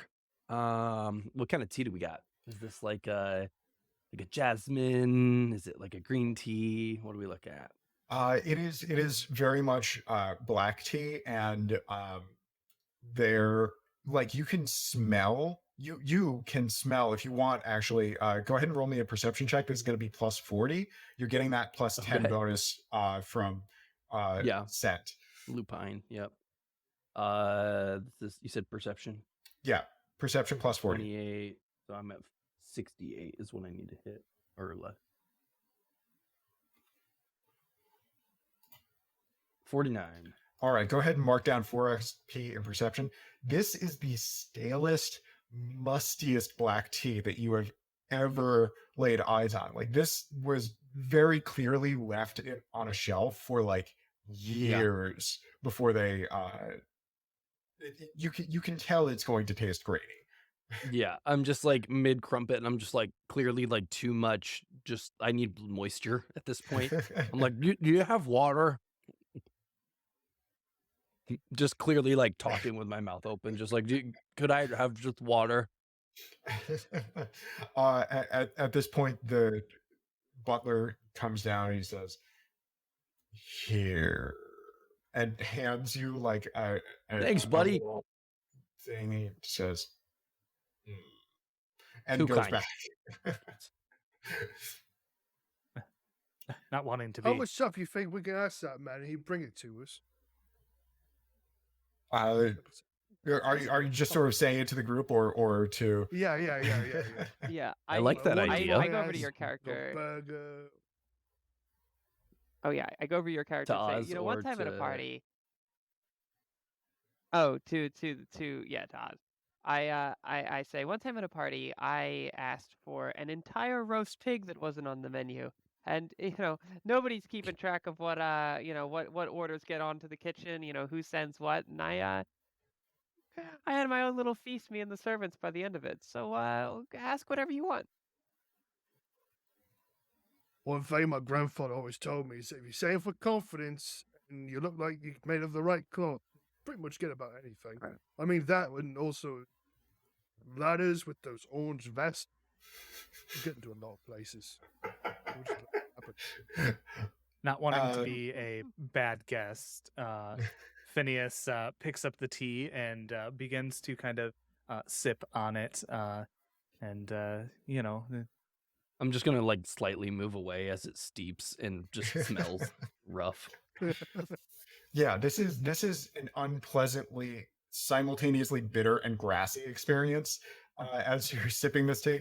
And as you're sipping it and doing the polite thing, the person sitting across from you, the figure that was at the front door at the start, sort of makes eye contact with you and grimaces in commiseration of and says, "Well, it seems as though we're both grinning and bearing it, aren't we?" And you see that sort of deep in the folds, like he's got a headdress on it, all of this stuff. You recognize a fellow Asilian. yes. Sometimes it's best to not ruffle feathers. Well, yeah. And And he says, "Glad to have someone who may be on the same side here, if you catch my drift." yes, I don't know what side that is, but it's always nice to see a fellow Asilian. Yes.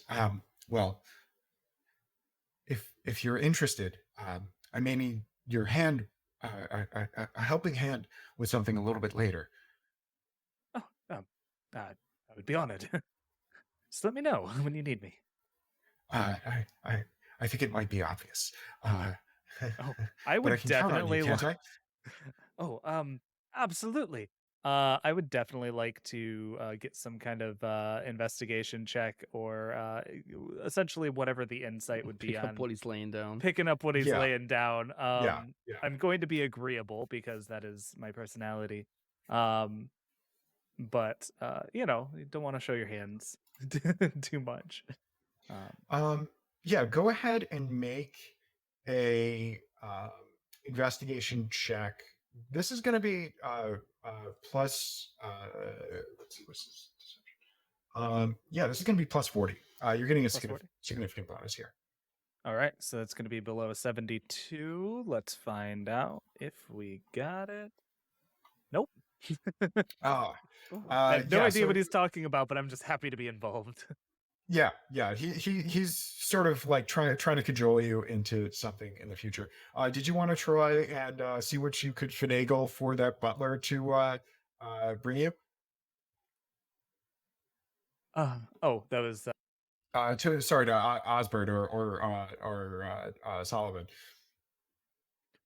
Oh, I'm mostly happy with my crumpets and water at this point. I'm just kind of like observing the room, and I'd probably just lean over towards my compatriots and just mainly over towards like Elizabeth and be like, It seems as though everyone is about their business. Or do you have an enterprise as well?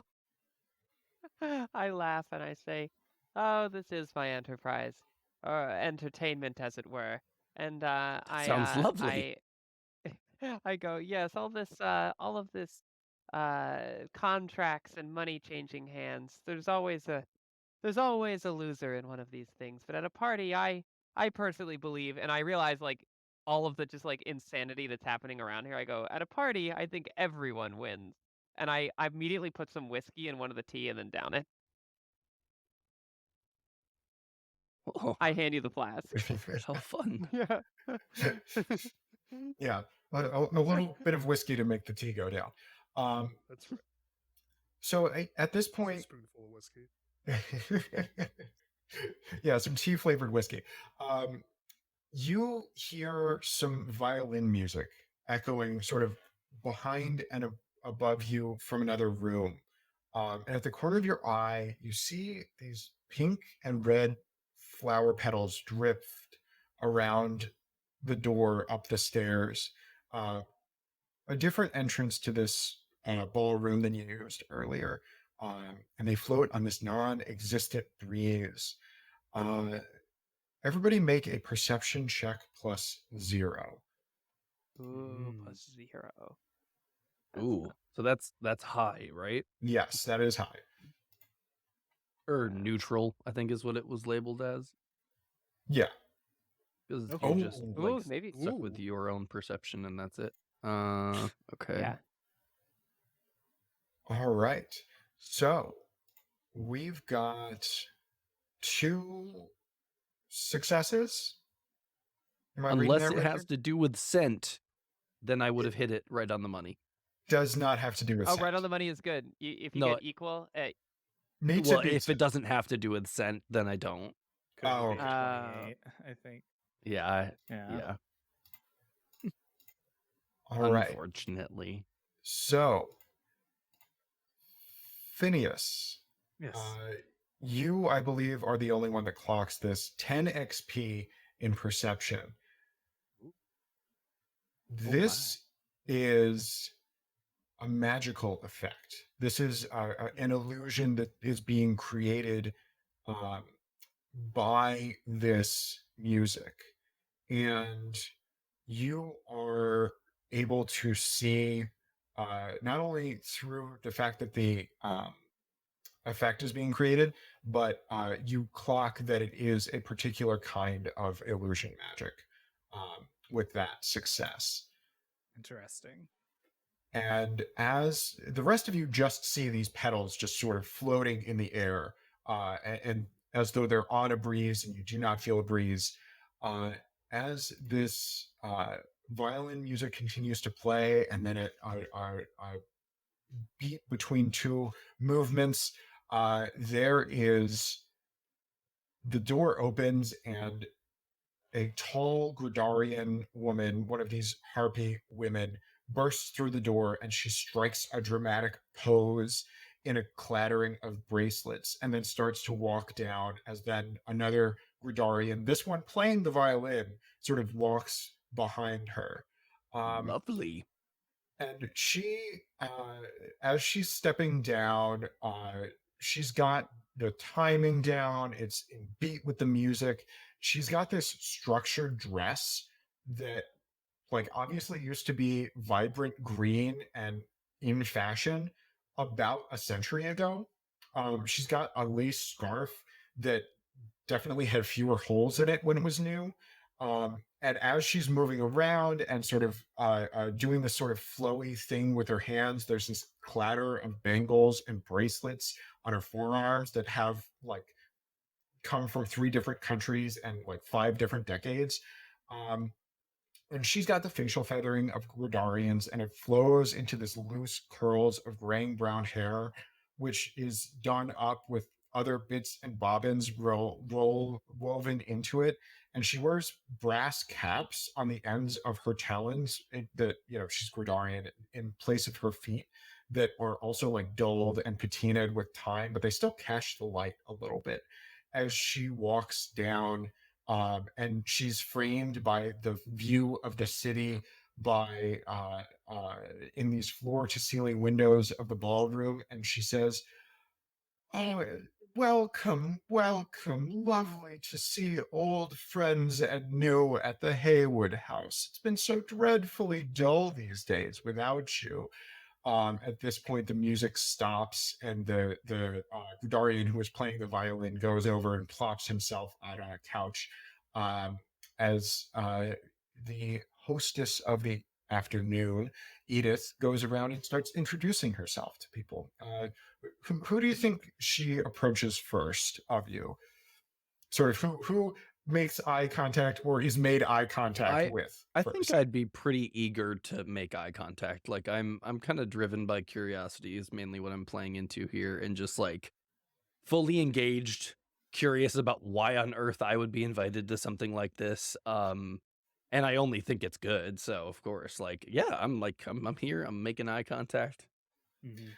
Yeah, so she comes up to you and it's this sort of like flowing thing of like, "Oh, hello there, hello there." And she comes up to you and says, "Edith Haywood, charmed to make your acquaintance." Oh yeah, that's with Solomon Flint. It's been a pleasure visiting your home. Um, Especially your butler. Charming individual. "Oh, Um, old Gerlach, he's such a dear friend of the family." I can see why. Very intriguing individual. Well, speaking of intriguing, what if you don't mind me cutting straight to the chase? What exactly are we doing here today? I'm Uh, infinitely curious about why that is. uh, you get a sense here that she doesn't necessarily want to give up the game, but there's also the social Mm-hmm. contract sort of uh, uh, you know, she was asked a question. So I'm going to call this a diplomacy check, sort of trying to cajole it out of Sure. her. Yeah, I'm going to I call. have a favored in that. So is that effectively like an advantage? Roll twice, take the higher. Uh, so what happens with that is that skill will level up quicker. When you rank up a Oh. skill, you have advantage on the rank up roll. So that comes in Okay, cool. if you So it's succeed. not so much about the dice resolution, but it's how it progresses over the course of character advancement. Interesting. Okay. Yes. Yeah. Yep. So go ahead and make that diplomacy check. I'm going to call that plus 30, plus 20 base Okay. difficulty, and plus 10 bonus. Right. So I'm at oh, you said with the 10 bonus? Yes. So plus 20 base difficulty with a 10 Got it. bonus. Okay. Yeah, and I'm starting out at 32, so I need to get 62 or under. 57.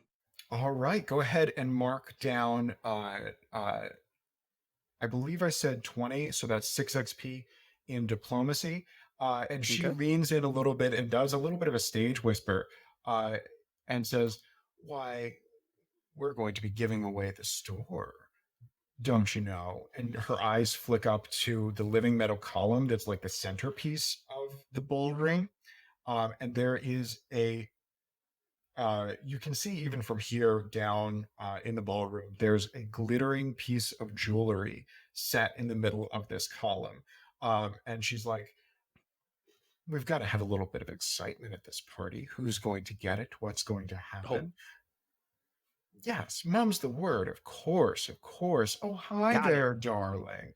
As she goes on and starts. Crumpets. Yes, absolutely. Crumpets, all the crumpets, all the crumpets. Back to crumpets. Who do you think she interacts with next? I have not taken my eyes off of her because of the illusion, Ooh. magic noticing, and just kind of like this very apparently well put together person in front of me. I sit there with my little tea saucer and teacup, and even through the sips, I keep just looking, and as she kind of comes over, ah, Phineas Lockwood at your service, ma'am.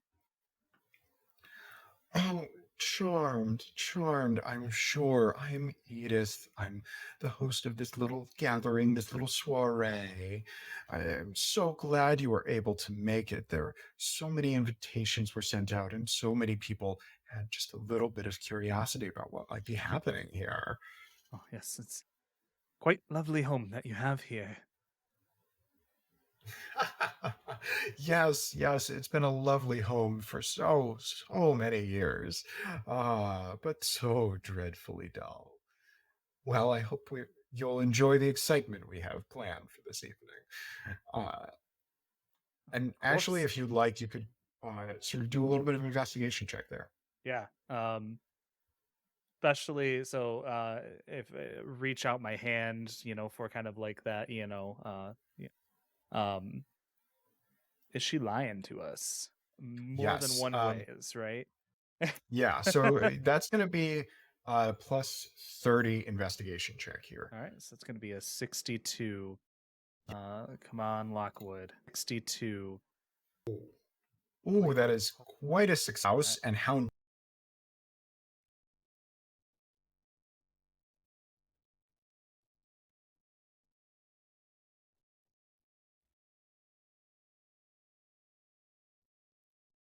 nice the house was, that sort of tickled her fancy. She knows more than is going on about the house in particular. And Osbert or Elizabeth, what do you thinking you're doing at this point? I think the tips of my ears probably twitched a little bit when I heard winner. So I kind of like position myself to kind of be next in line to see how I can get whatever she's giving away. She says, "Oh," and looks up to you and says, "Oh, lovely to meet you. Lovely to meet you. I'm Edith. I hope we've become fast friends. It's been wonderful to have everyone here after so long that the house has been empty." Well, thank you so much, and well met, Mum. It's nice to meet you as well. I did happen. I was dropping a little bit of eaves for a second, and I heard you mention something about a win, supposedly making tonight a little bit more interesting for your patrons. Oh, well, I suppose the bird's out of the bag, as it were. Yes. It was a loud wisp. And yes. Everyone. Uh, there's a little bit of a surprise to liven up this party. I've gotten a little bit bored and set in my ways in this house, and it's such a dreadful reminder of, the many failures of family. So today we're going to be giving away one of the Haywood heirlooms to whoever might be able to offer me a little bit of excitement in my life. I'm looking for an adventure, a way to get out of the sort of rut that one finds themselves in life. I wonder how you might be able to make things a little bit interesting. Have you ever been to Green Street? Green Street, I can't say that I'm familiar with that. Well, if you want excitement, I mean, make sure you bring a few of your friends with you. But if you want some excitement, there's a place there that's called the Crooked Door. Just don't go too late in the night. Why, that sounds interesting, though I don't know that I'm looking for one night's entertainment, but perhaps a little bit more of a grand adventure you may be able to offer. I have a question. Is there a clear monetary value that you're looking to equate to the asset you're willing to give up? Oh, darling, who talks about money? It's gauche to bring up pen. I'm just I looking for a little bit of apologize. excitement. Wildly, I feel horrible for doing such a thing. I'm just trying to be fair. It's How dare you? it's an adventure, Solomon. What could it cost? 5 pen? What's it cost, Michael? I $10? I laugh and immediately take my dagger out and stab it into the table. And go, "Oh, madam, you're looking for adventure, you say? Well, what if I told you that I am part of the great Blood Mirth mercenary company, and we are looking to recruit. Oh, no. Find Oh. yourselves on the battlefield all over the place." Go ahead. So your character does have the sellsword career. Would she be lying about this?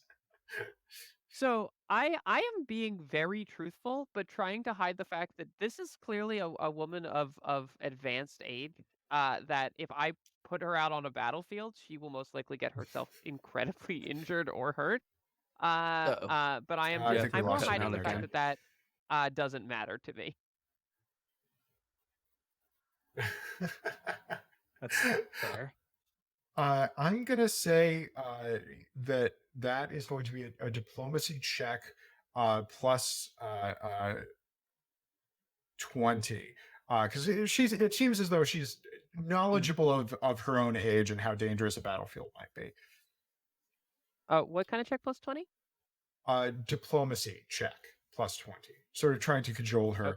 Okay. Everybody who's not involved in this interaction, give me a perception check plus 0. Ooh.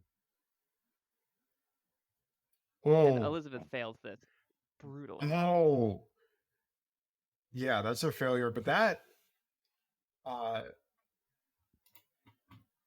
right. Sorry, was that a success from Solomon? No, it was not. Okay. So close. So Osbert, you're the only one to notice this. Plus 10 XP in perception. While this is going on, you notice something out of the corner of your eye that seems off. And it's something that you may have seen in your day-to-day life. That the figure who was speaking with Phineas earlier seems to flicker and move in a way that's not natural. Like their clothing starts to move and shift. They're illusory. They're an illusory double right now. And it's a small thing, a short-term illusory double that a certain kind of freedom fighter can create as they're sneaking around the battlefield. You clock that it's basically an after image, that this person was sitting there, created this illusion, and moved. And you, out of the corner of your eye, then see that that person is now at the living metal column and like has a dagger blade that they're levering into the living metal to try and pry the jewelry out of. And if you haven't already, mark down 10 XP in perception.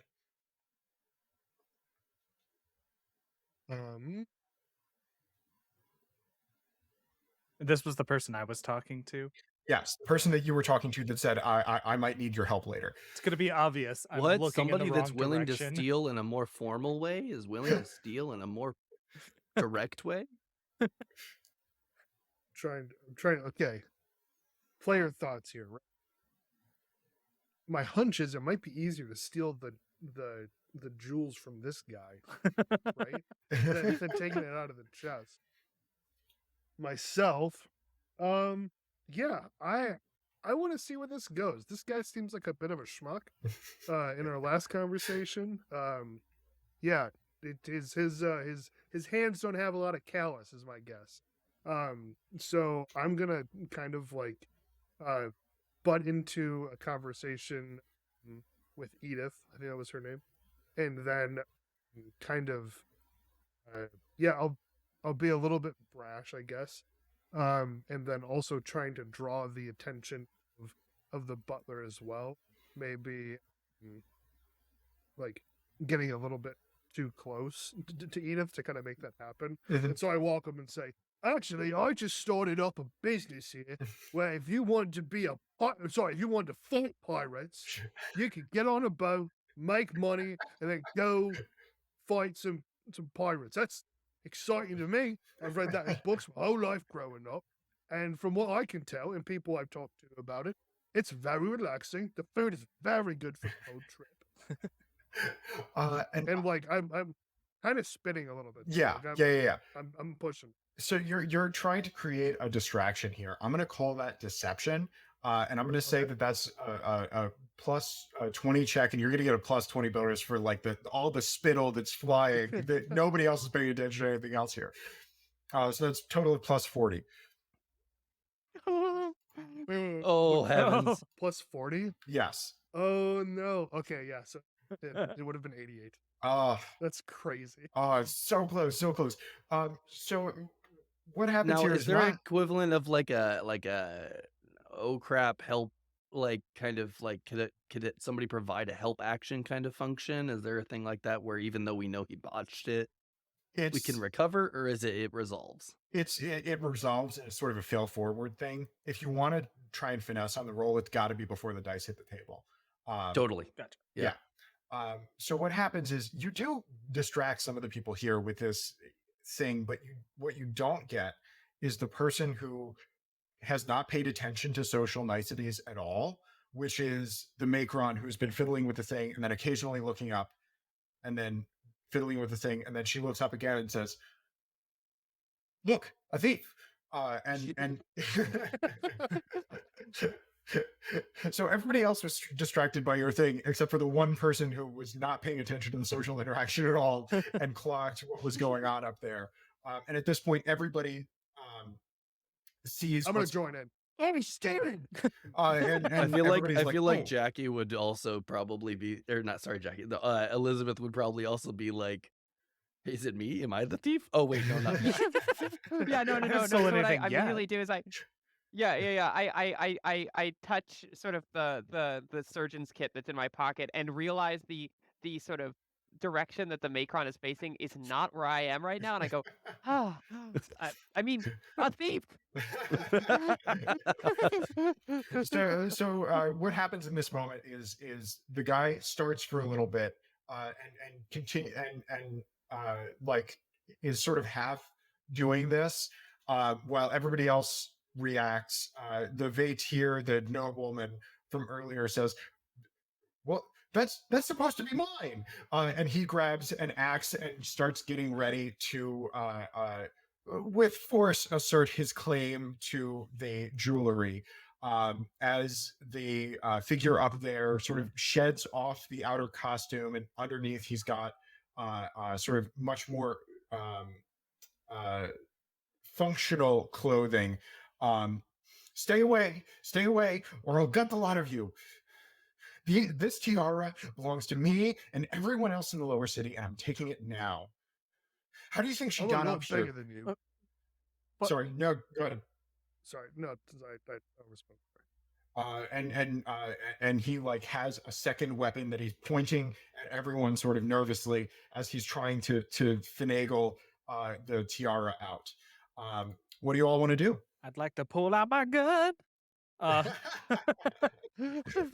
And just kind of, very calmly, much more confident than my typical demeanor of what I've been, and just say, "Listen, friend, I understand. I understand that you would like to take this down to the Undercity, but listen to yourself. Look at us. Look at me. I How back at you? would Come like look at me. to earn this item.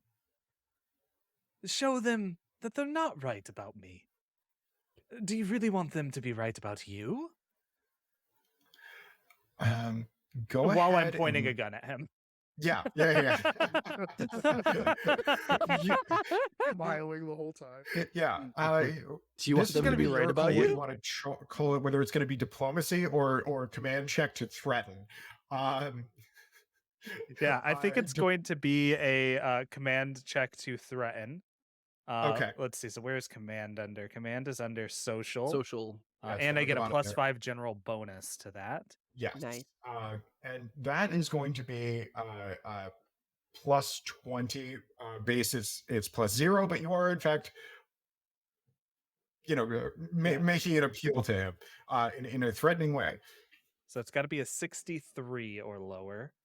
Fingers crossed for Phineas Lockwood to Yeah. have a hero moment. Yes. You did it. Nice. So I believe I said that Plus was 0. plus 0. So go ahead and mark down 10 XP in command. And so he has this moment of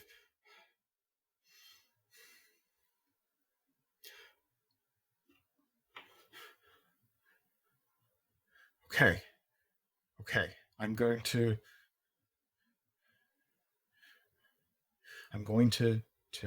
put down my weapon. You, all of you, put down yours for now. But you have to understand, things are getting bad. Absolutely. How do you What's think she got wrong? all of this stuff? Well, I Her figured it was such a through proper century. acquisition. Sorry? I figured it was just through traditional acquisition. Yeah, traditional, pushing down on everybody else that they could reach, pushing them down to pull themselves up. Well, how did your family get money? Do I look like I have money? I stole these clothes. Oh, well, Well, then you Same. push down You the were people that lying you took about it the from. business. No, this is a different person. This That's is the other guy. the Oh, sorry. yeah, sorry. yeah. Okay. Well, No, And- I would basically appeal to him and say like, well, if you stole those clothes, then you pushed somebody down to get those. You're part of the system of oppression too. I'm going to call that a philosophy check. Bring that in here. Nice.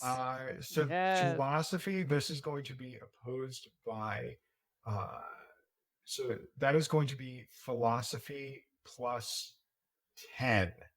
He's rather firm in his convictions. Yeah, that's fair. I'm at 41, so that puts me at 51. Better Coin than flip, 50-50. baby. No, it's terrible. It's 89. Oh, That makes sense though. yeah. He says they have spent a century pushing us down. They've spent a century having us spend our bodies in their factories. My mother lost an arm to these people. They can spare a tiara. They can spare a coat. I mean, I think he's right. I mean, they were ready to give it away. I just don't know why you would steal it rather than taking it when they give it rightfully.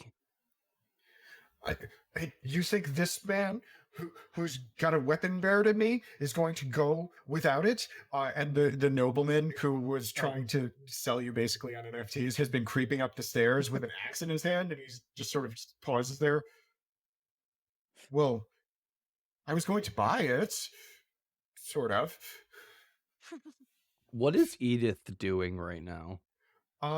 She is over the moon, enjoying Yeah. all of Great. this drama. That's what I was hoping. it's theater for her. It's Yeah, she's like, yeah. oh, wonderful. I love it. I take on the I- shtick of the what was I doing? Philosophy. I would just Yeah. I would kind of look over to Edith and be like, would you like to present any sort of rebuttal? I would like to hear your side as well. She says, oh, Make the GM argue with himself. yeah. That's actually what I was going to She do says, as well, so I'm glad you did it. This wasn't exactly the way that I thought the party would play out, but I am just loving it. It's wonderful. I would like to, as I'm still holding my pistol towards our comrade there, I uncock it and then let the gun fall to where I'm just holding it by the trigger guard. And I say, if you come down, you leave it where it's at. Let's figure out more about what's going on and take it from there. Go ahead, and this is going to be a diplomacy check. That is going to be, I'm going to say plus 30 at this point. You're getting a plus 20 Stacked bonus from bonuses, just sort of the yeah. interaction back and forth. Yeah, so that'd be 50 on top of then. Said plus 20. Oh, no, I see. You're saying plus. Yeah. okay. So it's- Plus it- 30 total. Total. And, Yeah. Yep. So that's going to be my diplomacy. It's not going to be high, but we're good. I beat it. All right, go ahead and mark down 8 XP in diplomacy. And he says, okay. I'll come down. But he has to come down too. I don't trust him. Pointing at the nobleman. Oh, absolutely. If he goes anywhere near him, I'm I'll just going shoot to him. yell and just say, oi, drop the axe before you get hurt or I hurt you. Watch your toe, though. I'm going to command him. Yeah, and this is going to be a command check to intimidate, definitely. And this is going to be, you're going to be rolling this at a plus 40 because you've already demoralized him. Oh, wow. Oh, well, then there's almost, come on. There we go. All right, is that a success? Yep. All right, go ahead and mark down 6 XP in command. And he says, I suppose. As long as I We're still gonna get bully the these job. NPCs into doing what we want. Could we take a quick 5? I need to use the restroom. Is Yeah, that no, right? absolutely. Absolutely. We can take a quick 5 here. Cool. Fantastic. I will be right back. Nice.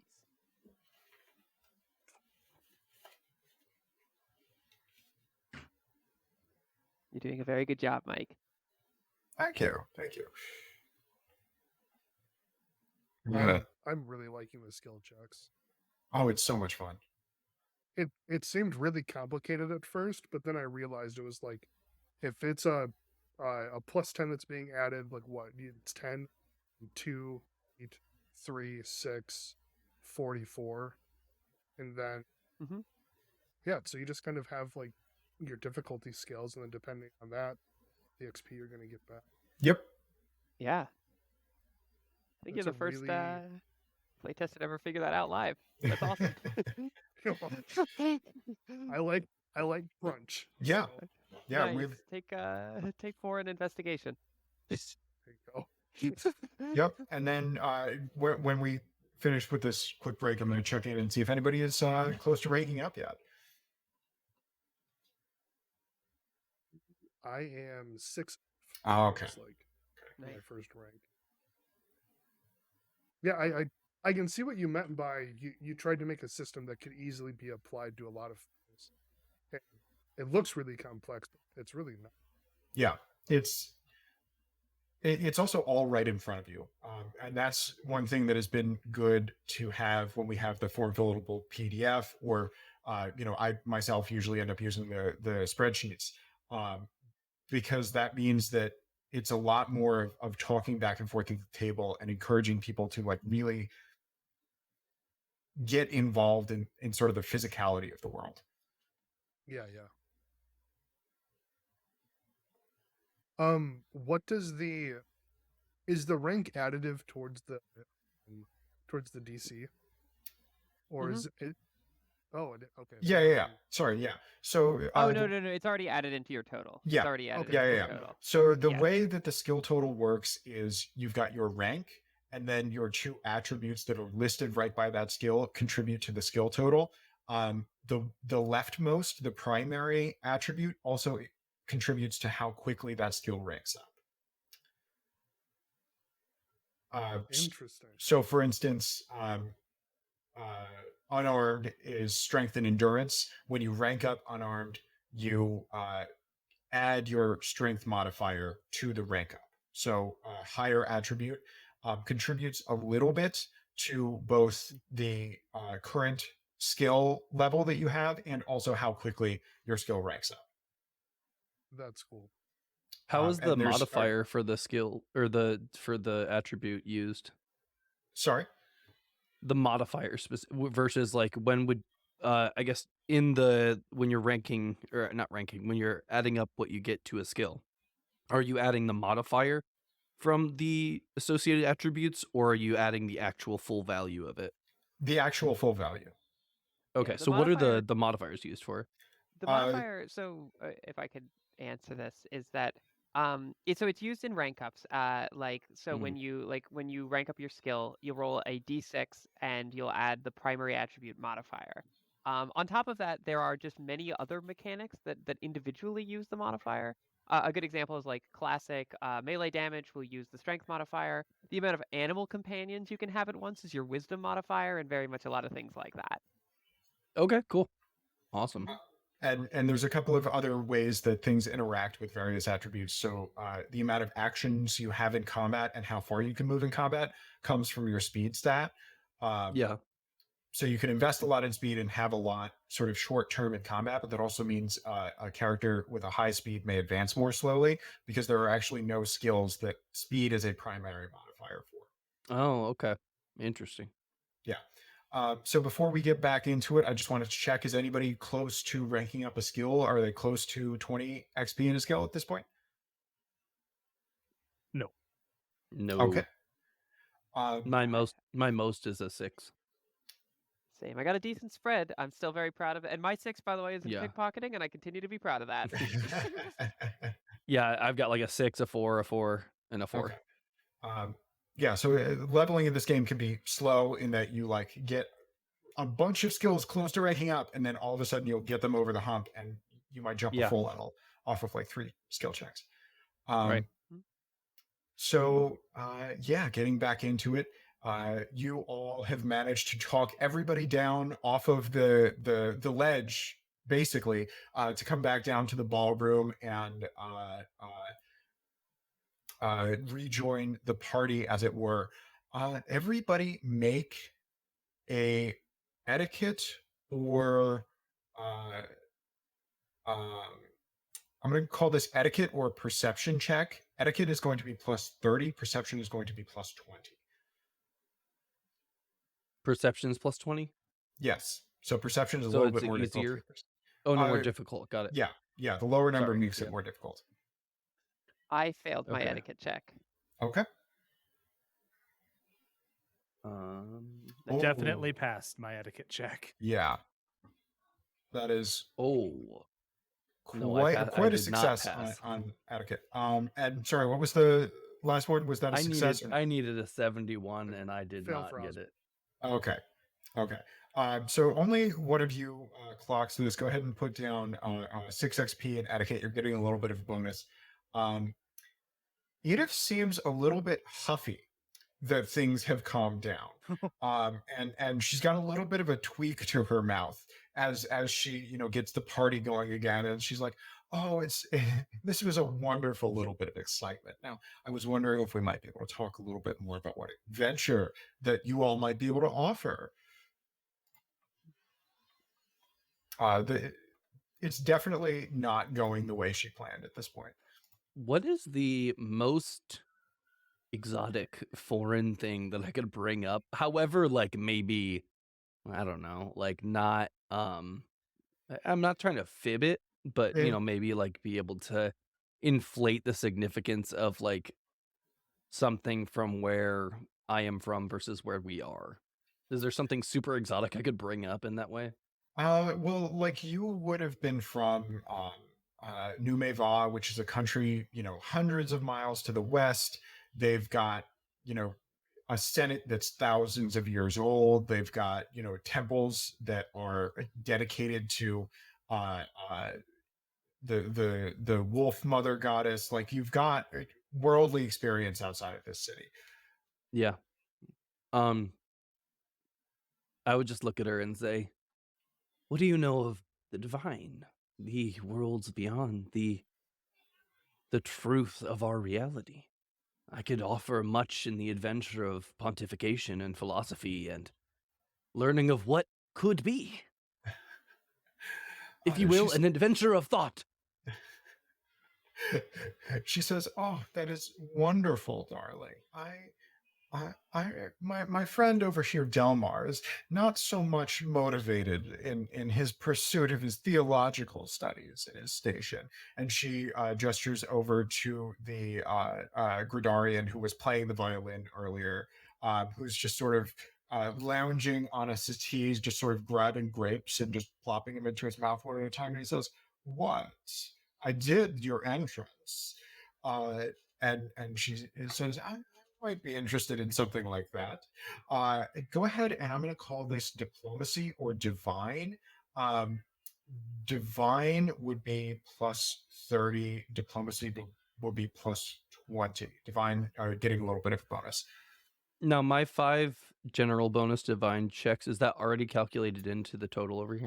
No. The form fillable PDF is just the skill total. So if you've got a general bonus, you add that on top as well. So I start at 47, and then what did you say the difficulty was?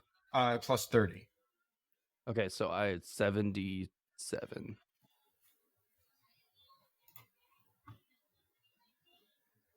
$22. Nice. Oh, hey. Go ahead and mark down 6 XP in Divine for me. And she says, might be nice to learn a little bit more about the world. Perhaps it won't be so dull as things are around here. Do they have temples, you say? Are they well furnished? Oh, yes. Grand, beautiful temples. You And I know, would just like to get as flowery in as possible about my description. Like, I'm talking it up, but I'm yeah, sprinkling in facts from what I understand and know from got it. experience. Got it. Yeah. While this interaction is going on, what else does everybody else want to check out as you know, you've managed to talk everybody down for the ledge? So Yeah, everybody is calmed down, right? This is so everyone's kind of calmed down. They've kind of walked away. They're, Edith is now listening to this conversation about the the beautiful temples of where the Lupani come from and all of that stuff. And I whisper under my breath, "I'm not leaving without a hat." And I'm gonna kind of sneak over and see if I can just pry apart the living metal while everyone's not Oh paying my God. attention and just take this tiara. Go ahead and make a stealth check. I'm gonna say this is going to be this is gonna have to be something like uh, uh, plus 20, even no plus 10, even with everybody being sort of distracted. Okay. Nailed it. Nailed it. Yeah. Oh my gosh. So yeah, you I was giving you the hidden bonus there. You got 14 XP in stealth. Oh, nice. Yeah, Okay, so there that we was go. Now it's technically a party. a minus 20 check. You are now up by the column where the living metal is, and you know that you've been able to get up here without anybody noticing. What do you want to do? So I want to just try to kind of pry apart the living metal, as it were, because they are these sort of tendrils, right? It's the spiderweb city. They're these kind of tendrils of metal. So I want to kind of leverage it with my dagger, maybe just to kind of loosen this and then slip it out quiet style. Yeah, so I'm gonna say to leverage it, like to leverage it is going to be either an engineering check, as in like you're trying to get the leverage right, or an athletics check to sort of brute force it. You know that an athletics check would be much more difficult. Go ahead and let me know which one you would prefer to use. Give me those numbers. Athletics check would be a minus 40. An engineering check with the leverage would be a plus 10. Okay. I gotta get a 47. Nailed it. This is the best robbery I've ever done. Go ahead and take 8 XP in engineering as you are able to pry apart these strands of living metal, these coiled, tight strands of living metal. And you feel like you would be able to slip the tiara out if you would like. Absolutely. I absolutely do. Just very quietly take it out and throw it in my bag. Just in Okay. the background, you see me with my arms in the air, just being like, and as the spires reach high, they extend towards the tapestry above. Well, perfect. As you pull the tiara out of the coils of living metal, they start to shift. Everybody feels that as the house starts to shake a little bit. Uh-oh. Everybody's gonna It's have a mimic. time to make one skill check to figure out what's going on before we go into combat time. Yeah, absolutely. All right. I think I would probably be at some degree of disadvantage because I'm really leaning into like flowery descriptions right now and like my performance. Yeah.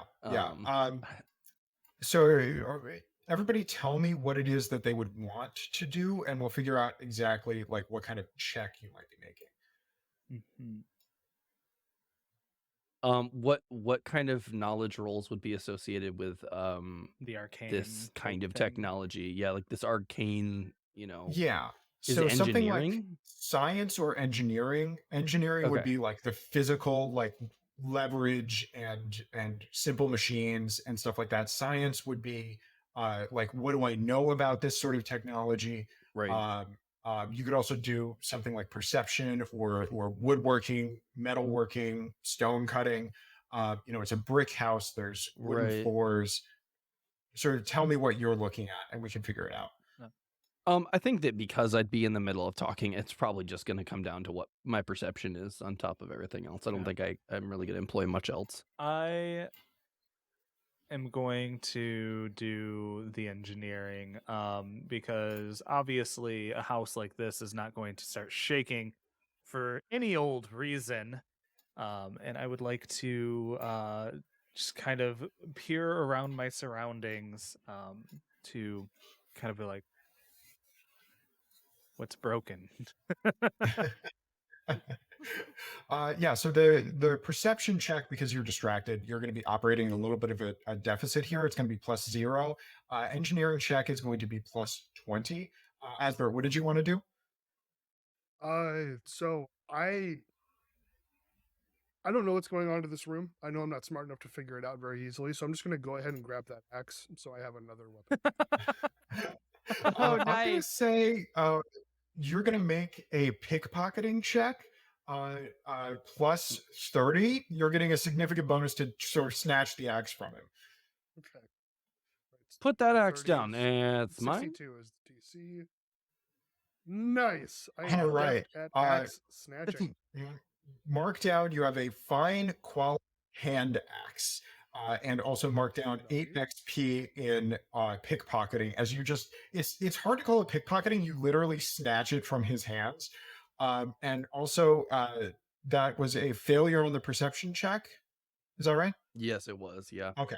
And the engineering check you wanted to do, I think I said +10 difficulty. I'm going to call it +20 bonus because so +30 total.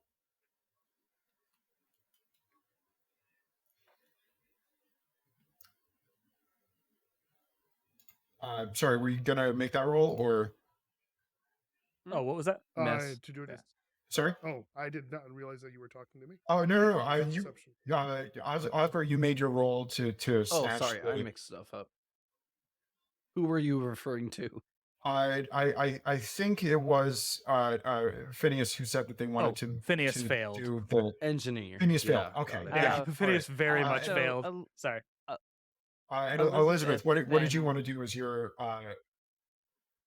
So I've as I've mentioned many times, I've been to many parties, and while I've not been around necessarily places that have such living metal technology, I have been in enough big, elaborate sort of in-universe equivalent of McMansions that I'd like to kind of just be taking a look at the kind of woodwork to be like, oh, I have been on more or less decks overlooking pools that have fallen over, and I want to just double check that. Yeah, so go ahead and make a that's going to be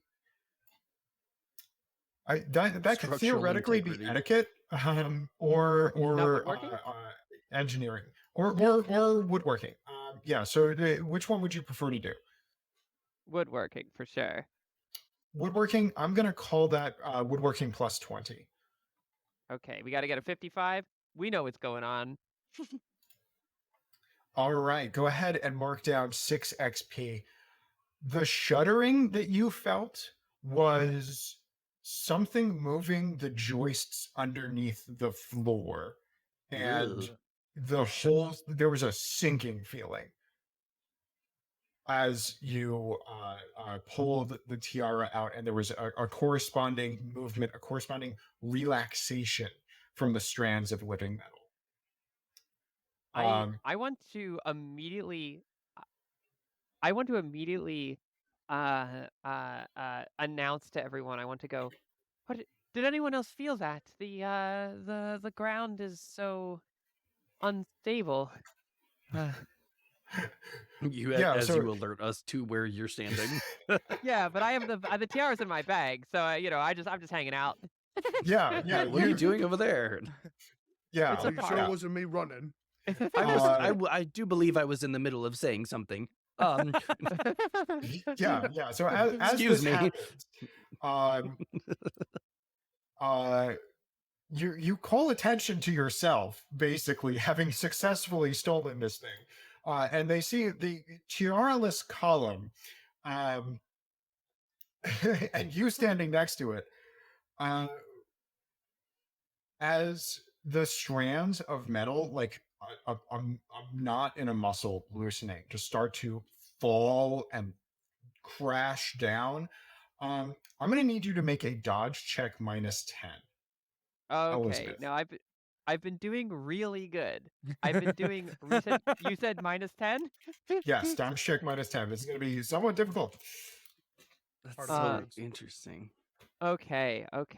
Let me do this. So I have to get a 22. This is where I believe Elizabeth gets her just desserts. What? Actually, no, she has no No consequences. I can do whatever I want. Okay, no, here's what's happening, Jackie. Here's what's happening. Your GM curse of always rolling low is flipping around on you right now, and because this is a roll low system, it's benefiting you. Yes, Absolutely, exactly. Yeah, whoever GMs absolutely. that roll over will love this system. They roll low, amazing. So not only do you get 12 XP in dodge, but you like manage to step out of the way of the coils of living metal. Like again, this is like bridge cable size coils that were holding up this house that are now relaxing and falling down around you, and you manage to like step yourself between them as they're falling down. We are going to go into combat time here. Not necessarily combat, but things are happening quickly. So I am going to need, give me a moment here, and then I'm going to ask for everybody's initiatives. An initiative is a static number in the top right of the first page of the character sheet. Yeah. Yeah. Equal to your speed. Yes. Yes. There's a few things that you can get or do that alter that, but generally it is equal to your speed. Interesting. Just while we're talking about mechanics, what when it comes to leveling, I see that we can like take on different what is it called, professions or careers. What it constitutes a level? Is it I took a level in Wolf Daughter or I took a level in Gangster? Like, is that kind of how that works, or So it's basically when you rank up a skill, right? You'll get a certain amount of ranks based off of your rolls. And depending on how many ranks, you'll see up by your level, there's a 0 out of 20 right now ranks. right? When you've First off, earned a total of 20 ranks, you will be given a mastery point, and at certain other levels, an attribute point. The mastery point can be put into any of the career trees that you have had unlocked. Right now, Oh, you start off okay. with one as a character, so you have one in Wolf Right. Mother. There's one in Gangster. I have one in Sellsword. And yeah, you can either then put another one in that one, or for example, I have a good feeling that by the end of this adventure, I will unlock Thief. I could also be putting a point in that later, or continuing in Sellsword. Okay. And then what's like the max level, if you will, for gameplay? Technically, this game has a soft level cap where you would technically get, level or rank 100 in every single skill. As you can probably see at the table, that doesn't really happen. That's not really how a Yeah. table is going to work. So Okay. I have seen campaigns go as high as like level 1T in like very Okay. long-term campaigns, but it really just depends. Okay. Yeah, totally. Okay.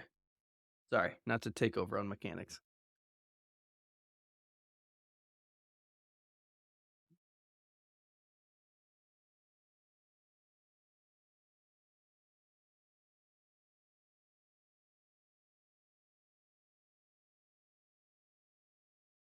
Right.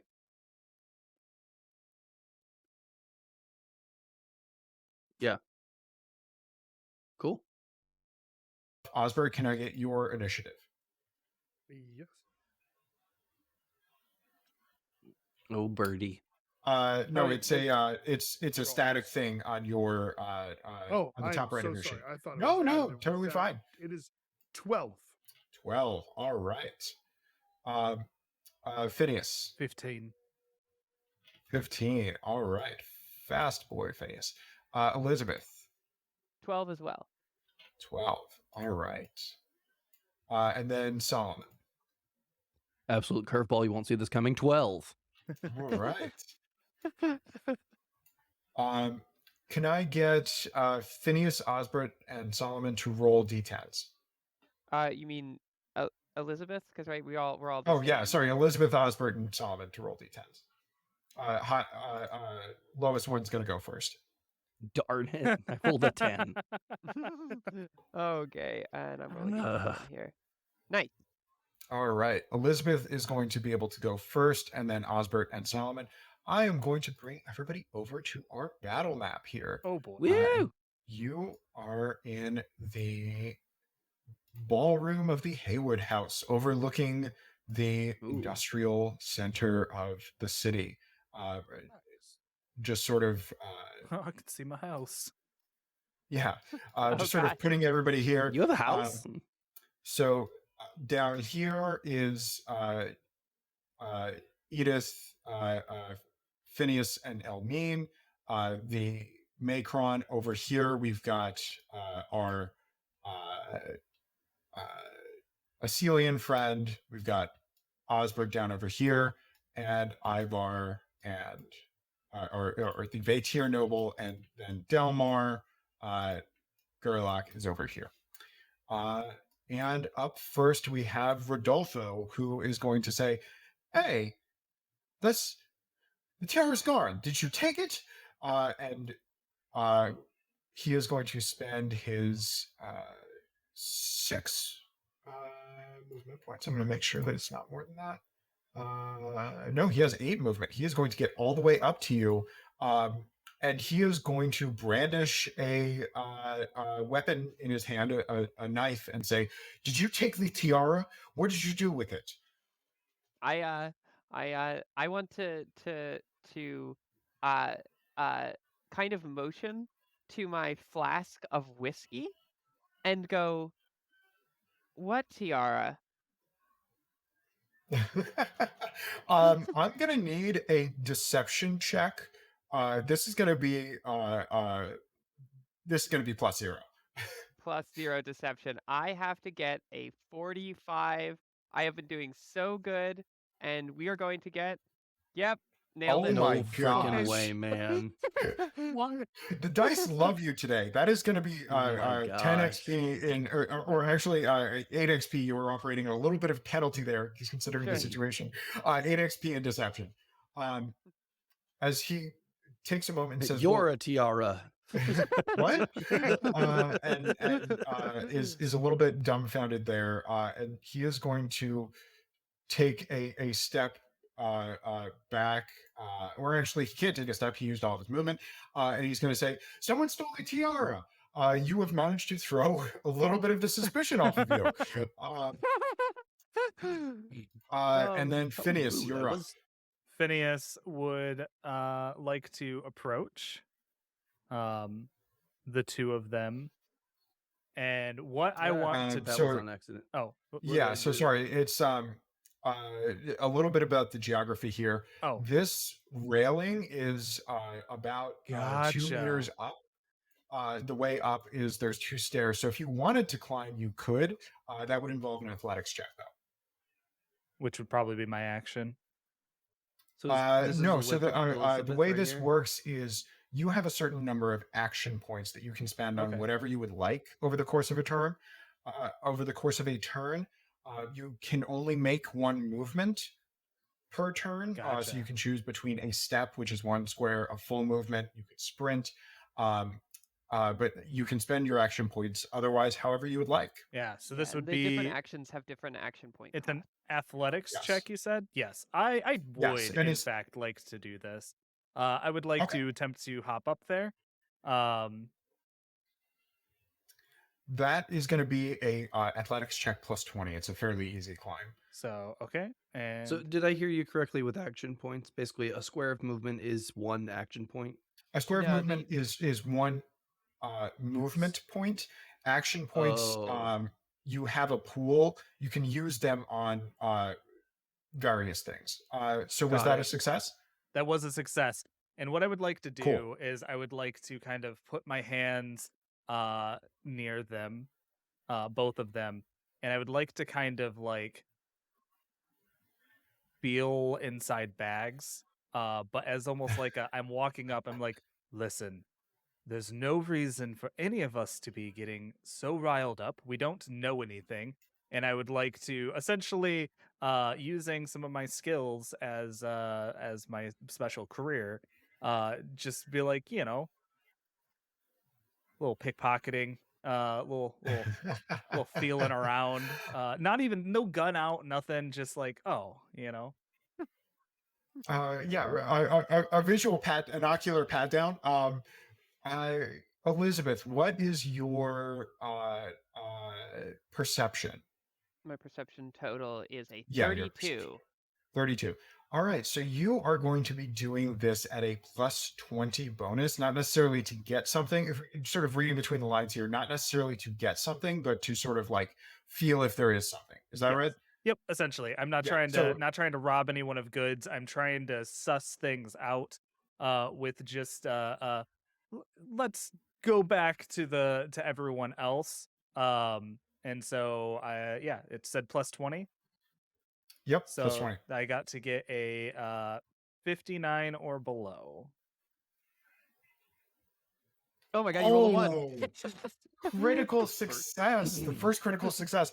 All right, so that is going to be 6 XP in pickpocketing. You feel the exact outline of the tiara. It's good to Like mental noting. you feel the filigree and like the circle of it. Yeah, exact outline of the tiara. I say really casually as I notice that you're like feeling exactly it. And I go, buy me a drink first before you blow this whole operation. Haven't a clue what you're talking about. Yeah. So what do you want to do with that information? Yeah. That's a really good question. I know. I know. And I want to look at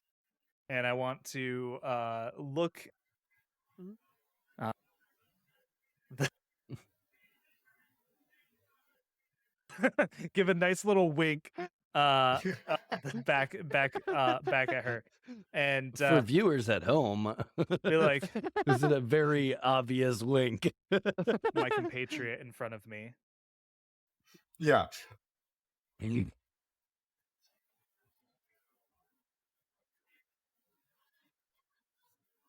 To do that, 2 AP.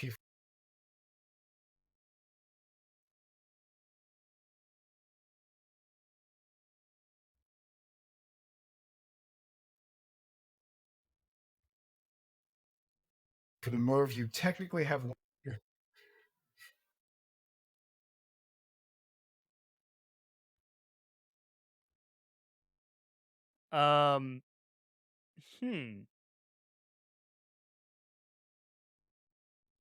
With her, this is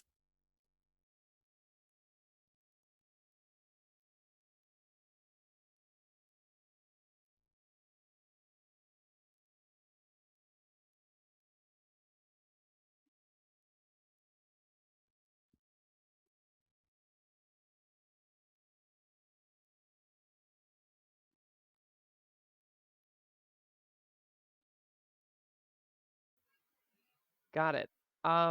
So where is the door? So there are 2 doors. There's one down on the other side of the Assyrian, and there's another one to your back, basically. Got it. I very much like the thief in the very first Spider-Man movie. I am going to run right by you and just go, "Thanks, bud," and I am going to sprint.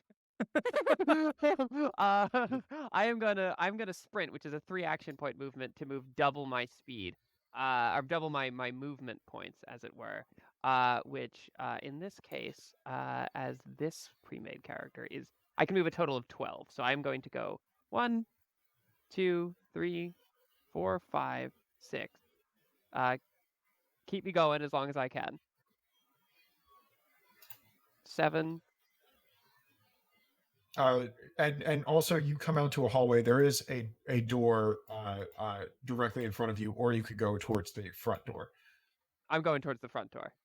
Okay. So I think you could get to about here, I want to say. Is that where the door is to this room? Right here? Sorry. Yeah. So you're basically in the front entryway. I think you could get here. I believe I said I moved. Where was I? I was here. So I went 1. Yeah, you could get to the 2, square. 3, 4, 5, 6, 7. Oh, click on my character. 6 or 7, 8, 9, 10, 11, 12. Oh, okay. Yeah, you got you're just out of dodge. So that's 3 AP. Is that all from you? I am I'm not really sure what's exactly happening with this. I don't want to like have suspicion on me. Yeah, you know what? I think I'll end it right there. I think I'm just making my way out. Nothing All right. suspicious about running immediately. Smoke Ah. bomb. Someone stole the tiara. Anyway, Osbert, you're up. What door did Edith come out of? She came out of the door over here. Okay, so just back into the same central hallway. Yeah. I'm going to follow suit. But And do the party's over. same thing. You know, I don't really see a. probably smart to exit a possibly collapsing home. Yeah. I'm I always think saying that's this. the wise. Is there anything else I want to do that's interesting? I don't like how the button right by the stairs. Change it.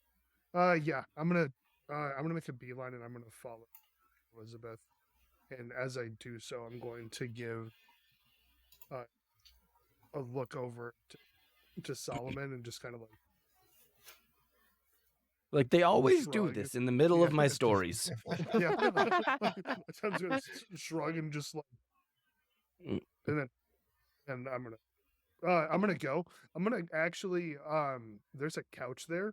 I'm going to step onto the couch and climb up onto the stairs. Oh my Save gosh. myself 3 squares of movement. Awesome. Nice. Awesome. And then use the rest of the 3 points to sprint out. Okay. Yeah, so you are going to be able to move 14 squares, but go ahead and make an athletics check. I'm going to call that plus 20 bonus for using the couch. So that's going to be plus an athletics check plus 40. 40. Athletics. In the physical section. 83. Yeah. Oh, nailed it. Nice. You do a flip. Nice. Yeah, go ahead and mark down. Sheldon Monk. Yes. Just Go like ahead and mark you down just 6 gracefully XP. bounce on the springs of the couch. Gotcha. 6. Yeah, 6 XP in athletics, and you can move. I'm going to say, like, not even using it as difficult terrain or anything. You can just straight up move 14 squares from where you are. Okay, sweet. I definitely just tried to move the video like it was actually Roll20. So that means I am now here. That probably counts as the initial movement, right?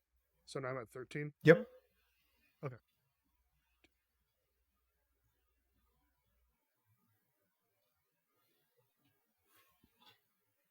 Okay, so this is kind of a weird, crunchy question, I guess.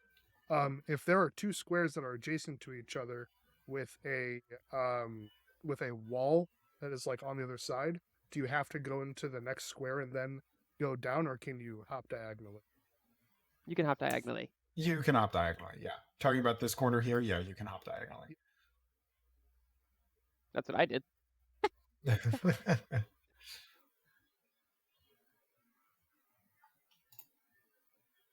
That takes me to the door. Dang. Nice. Yeah, you can be at the front door right now. So yeah, I'm just gonna breeze past Elizabeth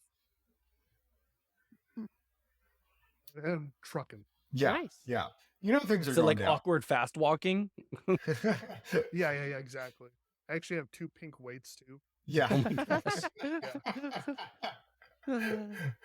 All right. Just everybody sort of nonchalantly sprinting. Solomon, you're up. Yeah, I just say something about them always doing this in the middle of my stories. I just look over at Edith and I say, So far, so sorry that we weren't able to be more entertaining. I hope you have a lovely evening. The crumpets are great, and I just kind of like grab them and I start moving. You grab the crumpets. Go ahead and mark down crumpets in your inventory. Heck yeah, man. The tea sucked. Whoa! Shots fired. If you want, you call that a demoralize action. And you have 7 movement as well if you would like. Let's see. Which could be doubled if you do that sprint. So how do you do, like, is sprint just everybody has access to it kind of thing? Everybody has access to it. Yeah. If you do a normal move, which Dash is 2 action action kind of points. thing. Yeah, Okay. 2 action points to do 7, and then sprint is 3 action points to double your movement. Which one's me again? Is it up here? Yep, up by the windows overlooking the 100-meter drop. Ooh. 100 meters, you say? No, I'm kidding. I think I could survive that.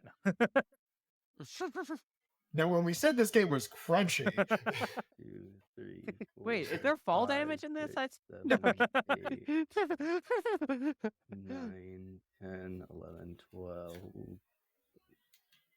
13, 14. now I have a big bag of dice. I might have enough d4s for that amount of falling damage. No. Oh my gosh.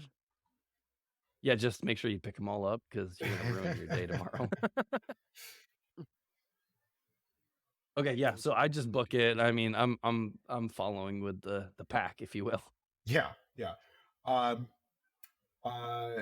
So you book it. Elmaine is going to she's up. She's going to come up next to you at the podium or at the column and be like, "What happened to it? Where's the tiara? I need it. I must have it." And so does Ivar. He comes up as well, and he's like, "What the heck is going on? Where did it go?" I don't think that's the most of our worries right now. Meanwhile, Edith, Gerlach, and Delmar all sort of book it into a side room that you didn't go into earlier. And that is their turns. We are going to come around to initiative 20, where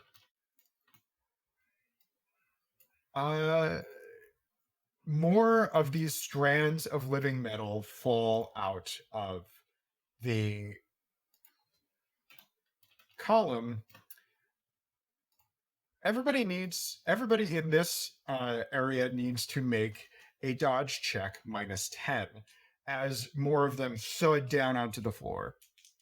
Oh no. And I'm going to make So some that's- here that's- for everybody else. Sorry, Just Phineas. 81, that's a failure. Phineas is like, I Ouch. got you. 45 Uh-oh. is a failure. I'm so sorry. I am 91. gonna split this if you survive. I fail. I got a Yeah, 39 dodge, so- so I needed to roll lower than a 29. All of you get grappled by these coils of living metal falling, and you take 2d6 bludgeoning damage to your torso. Ouch. Oof. That might be it. Go for me. ahead Let's and find out. Yeah, what's our roll health? this. Our health is mental and physical, yeah? Yeah, so No, we can go it's down- going to be on the second page of your Oh, okay. sheet. Yep. And there's different health states for each hit location. As they go down, Oh. you roll against having an injury. So, for instance, bludgeoning damage to the torso. I'm going to roll just 1 for all 3 of these who failed this. Okay, so we've got 2 of them go down a health state. That's a fail. So they're hurt. Oh, God. And yeah, that's a fail. So the 2 of them are immediately like, not only does this take the air out of their lungs, but they are hurting quite a bit. These 2 are. He took a hit, but he seems to be okay here. And how are you doing with 7 damage to the torso? There? I'm also hurt, but not hurt. How's that work? I have 5 HP in my remaining. You still have that much HP. Yeah. It's when you go down a health state, you roll to avoid having an injury Yep. or having Okay. a secondary Yep. attack It happen hurt, to you. but Yeah, it didn't yeah. hurt that bad. Yeah, got it. So how much did you start with in your torso? Just I'm 12. trying to get the math on this. Okay. Yeah, so So then you took 7. Got it. Okay. Yep. This Assylian who you talked to earlier and sort of made a connection with took his remaining 2 action points rather than running away to disentangle you from the strands of what was once the column holding up this house. And he says, "Thank you for talking me down earlier." of course. Sorry. Oh, I said of course. Let's get out of here. And it's actually your turn now, Phineas. Fantastic. I would like to grab him by the hand, and I would like to book it. Yeah, so I'm gonna call this somewhat similar to the grappling rules. Not that you're gonna have to make a check, but that you can move him half of your movement when you are making a move action. Have your movement rounded down. Let's see. Where is movement on here? It's gonna be right by your action points. It's gonna be directly across from your action at the top. Oh, yep, there it is. 8. Yep. So The- I can move 8. Or if which you want to means you could still move 8. right. So it'd be okay. Maybe I'm not gonna drag him with me. Just because I hope that he can get himself out of here. I'm gonna sprint and say thank you. Let's go. And just absolutely haul ass. So let's see. 1, 2, 3, 4, 5, 6, 7, 8, 9, 10, 11. I'm going to call that square difficult terrain. That there's like strands of living metal through the hallway. Oh, I see. 12. So 13. Yep. 14. And then this one's going to be difficult terrain. So that's like takes up 2. Yeah. So the blue square is where there's living metal. That one. Yeah. So Gotcha. that costs Understand. 2 to move through. So that would be just basically costing 1 extra. Okay, so that leaves me right here at 15. Yep. And so all I have is my sprint there. Yep. You technically have 1 AP left over if you wanted to do something else, but I want to grab the out of her bag. Oh my. Very fair. I want to pickpocket it. I got left behind. I was gonna make a deal. And so I there's that slighted ness to it. I am not unaccustomed to doing illegal things on an official capacity, and so I would like to do that. All right. I'm good. You're going to get a significant bonus because you know exactly where it is. Yeah. I'm going to call this a plus 40 pickpocketing check, just to honor the nat 1 from earlier. I gotta roll below a 79, y'all. You can do it. Oh my gosh. Oh, nice. Wild. Mark down 6 XP in pickpocketing, and you like 2 fingers snatch the tiara out of her bag, and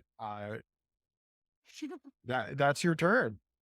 Yep, just right in, right in my pocket. Thank you. Amazing. Yeah. And now Elizabeth, it's your turn.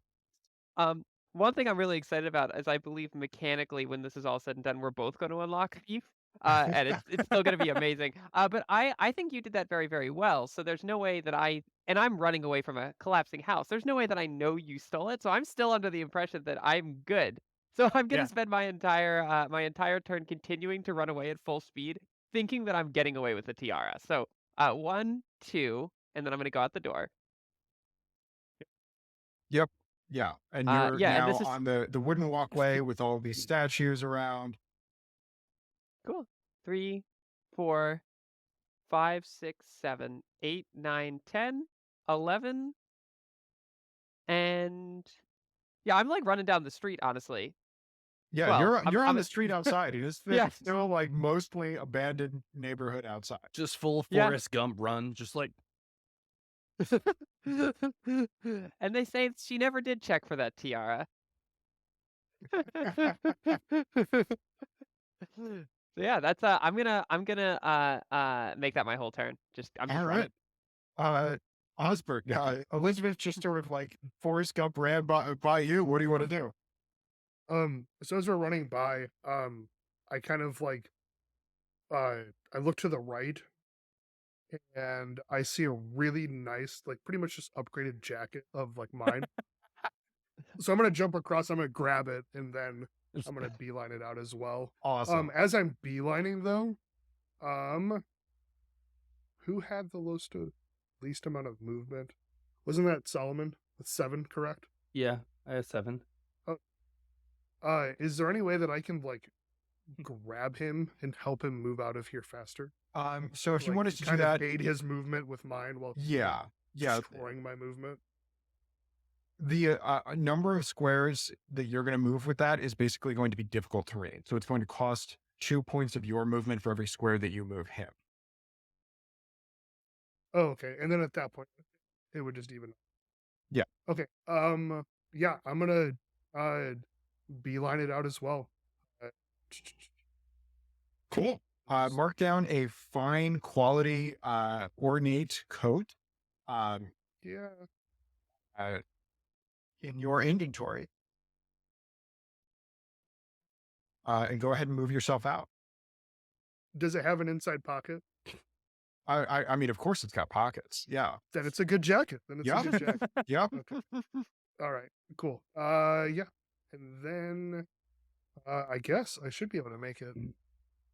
Yeah, you can make it all the way to the boardwalk. Yeah, I can. The area outside is it's like boardwalk set above the living metal. Yeah. I'm gonna go. Yeah, I'm just gonna chill here, probably more off to the side. Mhm. Then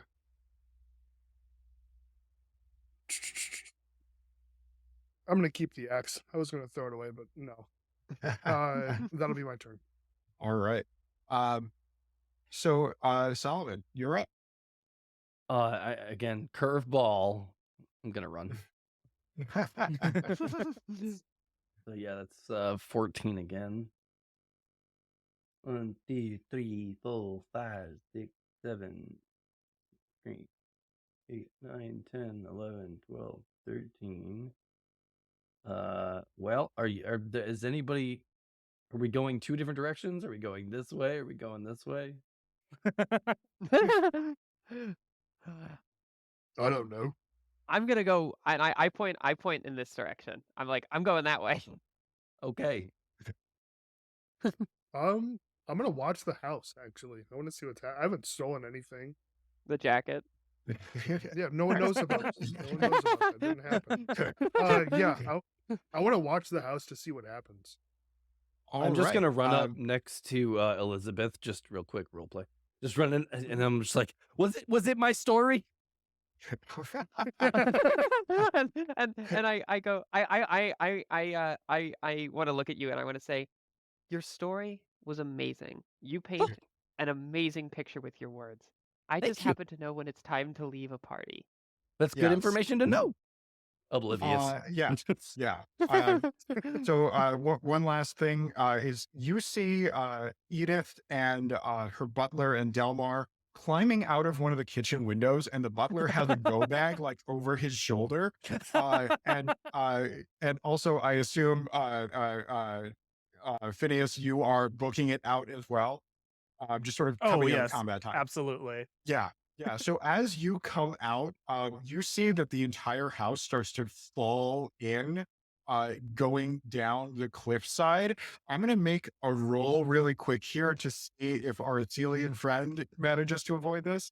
He can do it. He can Just do like jumping out the door as it falls away. What's that in? That's in like series of It's in unfortunate a lot of events or it. Series of something. unfortunate Yeah. events. Yeah. It's also As the house Wanted. begins to fall down Yeah. into the Yeah. the cliff. Yep. So as the house begins to fall down, you see the Assylian like jump and like scramble on and just sort of like continually run forward as the house is falling behind him. And Edith is just standing there on the sidewalk, like, oh, lovely. So just wonderful amount of excitement, wasn't it, Delmore? Oh, thank you all. Thank you all for coming. This was lovely. Oh, it has been so dull recently. This was a wonderful way to say goodbye to that horrid old house. Oh, Uncle Roderick would have loved to see this happen. Oh, I believe I left his ashes in the greenhouse. Oh, no matter, no matter. And she just sort of starts say thank you for the lovely time. And she and her friend and butler sort of start walking down the road. Things having gone according to plan. I feel like we do you just So we're help like cover running up and a then we just crime. slow down, kind of like to a little trot. And like, so we're not I running think it's from for, anything? this is for the insurance money. Like, So out of character, she was bored, Yeah. so she got a whole bunch of people to come to a party, and then said, "If no cool shit happens, I'm blowing up the house." Yep. Yes. Have you ever seen the menu? My kind of idea. Basically the menu. It's like, no. oh yeah. Oh my Yeah, gosh. I'm awesome. As the Assylian friend pops out. Oh yeah, I was I would like to go. I'm so glad that you're all right, friend. I got out with my skin, but do you know what happened to it? To the tiara? It's I there. have There no are people who idea. are starving and need I it. have no idea. And I take off my coat with the tiara in the pocket. And I go, here, you look like you could use a little warmth. And I put it on him Oh, and just go, you should head home quickly. he says, yes. I think I'll do that. And also I'm going to say make a deception check plus 30. Just Ooh. to sell this. Yep. Deception plus You 30. can do Deception, it. so gotta get a 63 or lower. Oh Oof. no. I didn't quite deceive the way I wanted to deceive. But, So as you're trying to put the coat around him, he's like, "What? You know something, don't you? and I What's just going on?" I take his hand and I pat. I just be like, you're like trying to make sure you look good, and I just kind of take his hand and I kind of like pat his hand on the pocket where the tiara is, just as like you look nice, you look nice in that. Oh. Mum's the word and sharp's blade. Thank you so much. Thank And you. he I would be jets. dead without you. Yeah, he gets out of Dodge. And I'm gonna say a few days later, um, you'll get approached by somebody who introduces himself as a friend of Rodolfo, the person you helped, and says, "You, I might have another job for you. We're looking for some work. Do you think you might be interested?" I pull out a cigarette and light it. I might be interested in some work. Just good. Uh, uh, go take it. Take this to the captain of the sea crew at the port out west. He'll hook you right up. Fantastic. Uh, I make sure that any You're of my going Ashen pirate hunting. Reservist clothing is out of way and just kind of in a nice scene ending type moment. Just kind of like use my foot to push my Ashen Reserve coat under the bed and go, absolutely. all right. and he hands you a letter that says what I just put in the chat there. It is actually the starting letter for Incident on Ilgriff, the other playtest one-shot that we have. He says, you can know me as Tromper. It's real. Don't worry. That letter's real. Don't worry your heads over that. Don't trouble yourselves about what I did get it either. I'm the word and sharp the blade. That is the close of the adventure. Elizabeth and Phineas, you unlock the thief career, as does Osbert, for the things that you snatched along the way, heading out there. So the way that careers work is you've got the ability tree options. As you level up in the game, you can choose to put masteries in whichever ones you have available to you. Absolutely. For Will and Andrew, the Ashen Reservist is a criminal mercenary that works for the Empire. I'm a dirty cop. Yeah. Oh. Yeah, they are the dirty Blackwater of the Yeah. All right. That was awesome. Thank you guys so much.